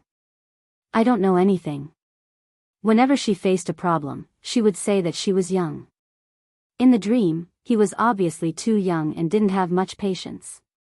He gritted his teeth in anger. Are you forcing me to throw you out of the window? Momo, how many times have I told you? Life is beautiful but you're too hot-tempered. Don't be like this. You're getting old. When the little tiger said this, she was as serious as she could be. She was so serious that Chin Mo wanted to see who exactly she was. But the dream was slipping away. Every part of it was a mess. It wasn't connected at all. When he wanted to know something, the light turned bright. The light suddenly became bright, and when it hit the eyes, it was a vast expanse of white thorns. Chin Mo wanted to raise his hand to block the light but his wrist was pressed down. The next moment, a clear and familiar voice could be heard. Brother Mo, hold on for a while. Hold on? Chin Mo tried to open his eyes. He glanced sideways at the person beside him. She was holding onto his wrist. Her body temperature was just right. When he saw that face, Chin Mo remembered that he was still on the operating table. Done. The old butler heaved a sigh of relief. The surgery seemed simple since it wasn't a brain surgery. However, there were meridians on the wrist. The details had to be controlled very strictly. If one wasn't a top-notch doctor, they wouldn't be able to perform the surgery. This was related to experience and skills. But even so, the old butler still lifted his hand to wipe the sweat off his forehead. This was enough to prove that this surgery wasn't easy. Everything returned to normal. Chin Mo fell into a light sleep. Bo Jiao stood there, watching the sleeping almighty. She placed one hand on the operating table and tilted her handsome face. She bent down and kissed his face. Such a scene. After the operation was over, there was an indescribable sense of warmth. When the old butler took off the white medical gloves, his movements paused for a moment. It was probably because he knew that with young master's status, it was impossible for him to have good feng shui with young Master Chin. The reason why the two of them were here, including the young master's method of tying someone up, even if it was just for a few days, was probably because she was Chin Mo wouldn't wake up anytime soon. Bo Jiao took the opportunity to talk to little Blackie. After the Lamborghini was opened, the navigation system continued with the previous procedure. The first thing it asked was the result. Master, how is it? Have you already taken him down? A honey trap is not a good idea. Bo Jiao turned the steering wheel. Brother Mo doesn't have much time here, we have to do something romantic. Romantic? Was pouncing on the other party not romantic enough? The navigation system felt that it couldn't understand human thought. But this didn't affect how cool it was. Master, I just want to summarize, 90% of the netizens think that drugging is the fastest. Bojo arched a brow. Shallow, I don't just want to sleep with the Almighty. The navigation system vibrated. Master, forgive me for being direct, but when I mentioned drugging, the seat detected that your heart was beating twice as fast as before, which means that you are tempted by my suggestion. Little Blackie. Bojo moved her fingers and was about to turn off the navigation system. The navigation system shouted, Master, there was an error in my procedure just now. I suspect that someone planted a virus in my body. If not, why would I say such an error? Good. Bojo held on to the steering wheel and made a turn, heading towards the long bridge. This was the direction towards Fifth Avenue. A few black men who were scribbling on a certain street kept their things when they saw the car. They were on high alert as though they were guarding against thieves. Bojo intentionally lowered the car window to greet them. It was obvious that the black men didn't appreciate this. They didn't dare to leave even if they wanted to. F***CK. Come, I have a cigarette. Bojo opened the car door and walked out, placing her arm lazily on one of the black men's shoulders. Are we brothers? The black man. Who's your brother? How about this, I'll ask for some information and we'll calculate it according to the price in your industry. Bojo passed him a cigarette. The black man accepted it since no one would say no to money. It's on the street next door, the place where the movie is being filmed. Did anything happen? Bojo tied him up, of course. She was most concerned about movie Queen Anne's reaction. Did the police receive any missing person reports recently? The black man stretched his hand out, 5 fingers full. Bojo pressed his hand, allowing him to retract 1 finger. This is the price in the industry. If there's anything more valuable, increase the price. Didn't you just say that we are brothers? The black man couldn't help but retaliate. Bojo looked at him and smiled. There's a saying in China, even blood brothers should settle their debts clearly. With that, she took out a few foreign currency notes and stuffed them into the black man's shirt pocket. Tell me about your information. Everything about the movie is normal. The police are not looking for anyone, but there is a case that is quite strange. After the black guy finished speaking, he waited for the person to ask him. Generally, if the other party took the initiative to ask, the price would definitely rise. Unexpectedly, the youngster arched a brow. Oh, I'm not interested. The black man. F***CK, that's not how my script is supposed to be. Hey, brother, wait a minute. The black man saw that Bojo was about to leave, reaching out and grabbing onto the youngster's wrist. Wait a minute, this information is really worth it. We can discuss the price. Bojo paused, stretching out 2 fingers. The black man gritted his teeth, bending the youngster's fingers, adding 1 more. This price, I can't go any lower. All right. Bojo stuffed 1 hand into her pocket. What's strange about the case? The black man glanced around. This is insider information. I'm not sure if you've heard of these words. Bojo tilted her head, lighting a cigarette, signaling for him to continue. The maiden's sacrifice, the black man said. Bojo narrowed her eyes. Tell me about it. The police aren't sure yet, but the people in the underworld are saying that the other party knows hypnosis. It's for the sake of the sacrifice. Bojo listened to the black man's endless supply of information, her hand in her pocket tightening. There's something that the police should have noticed. Their targets are all Chinese. Bojo took out another foreign currency, stuffing it into the black man's hand.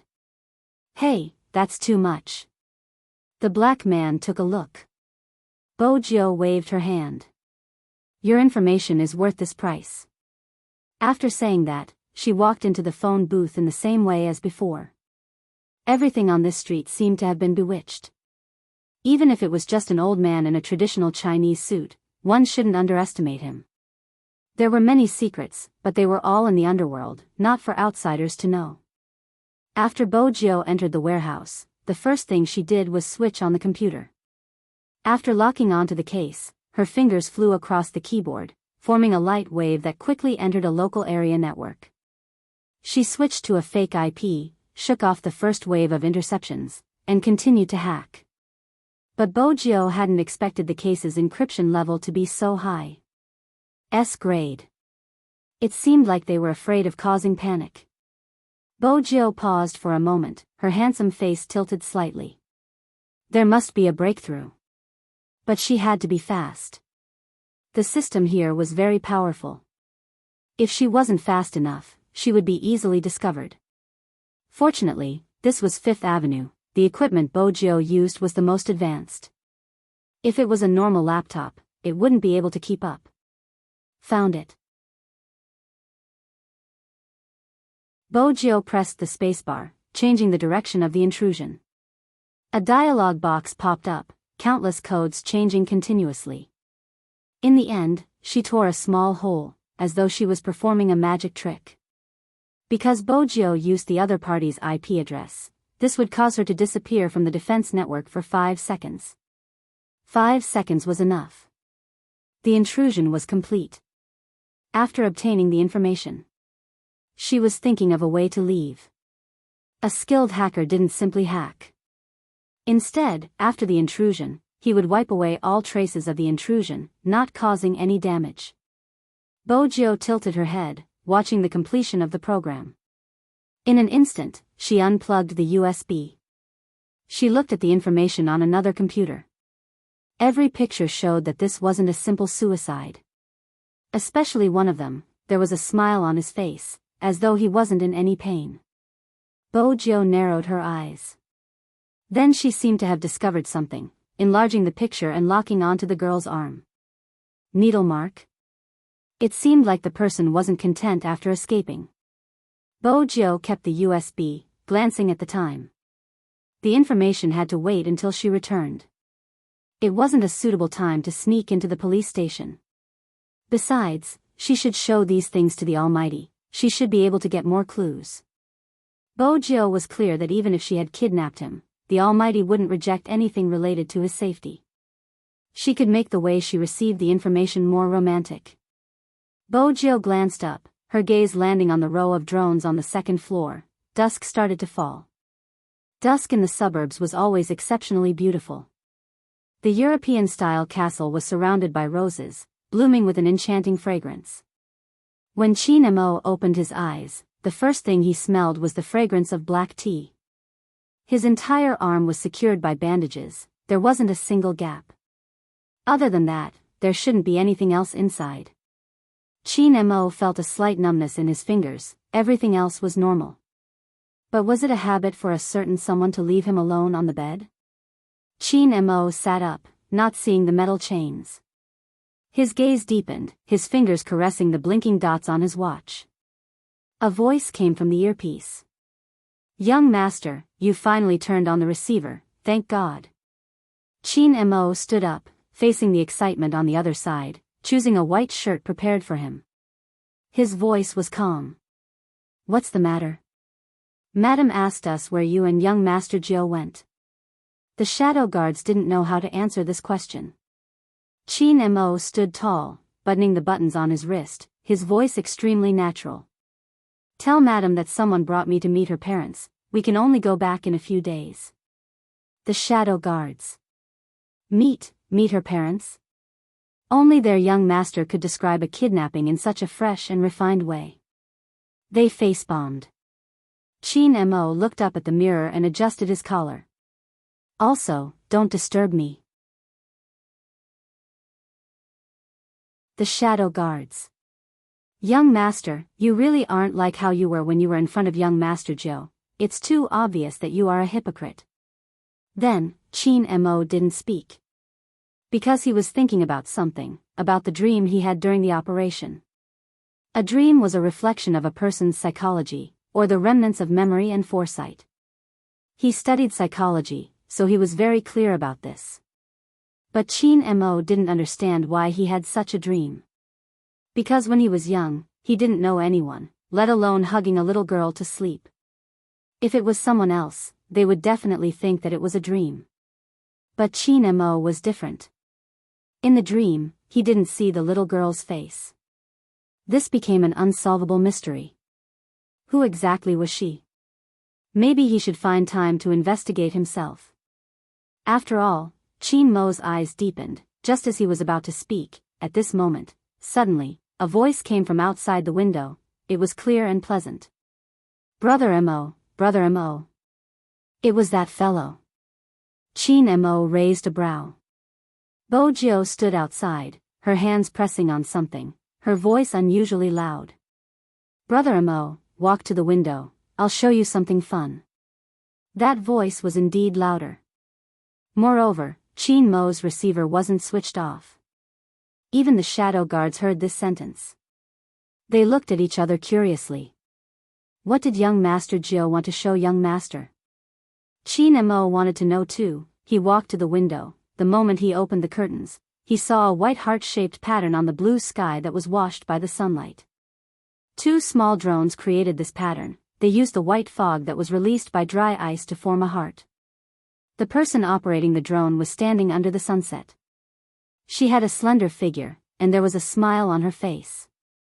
Her mole shone, and her silver hair fluttered in the wind. Her face was so beautiful that people couldn't take their eyes off her. At this moment, she raised her head, her black eyes beautiful. She asked him like a child, Brother Mo, do you like my present? You're tuning into the Dreamy Love Stories YouTube channel. Don't forget to subscribe and join us on this journey to catch the most captivating stories.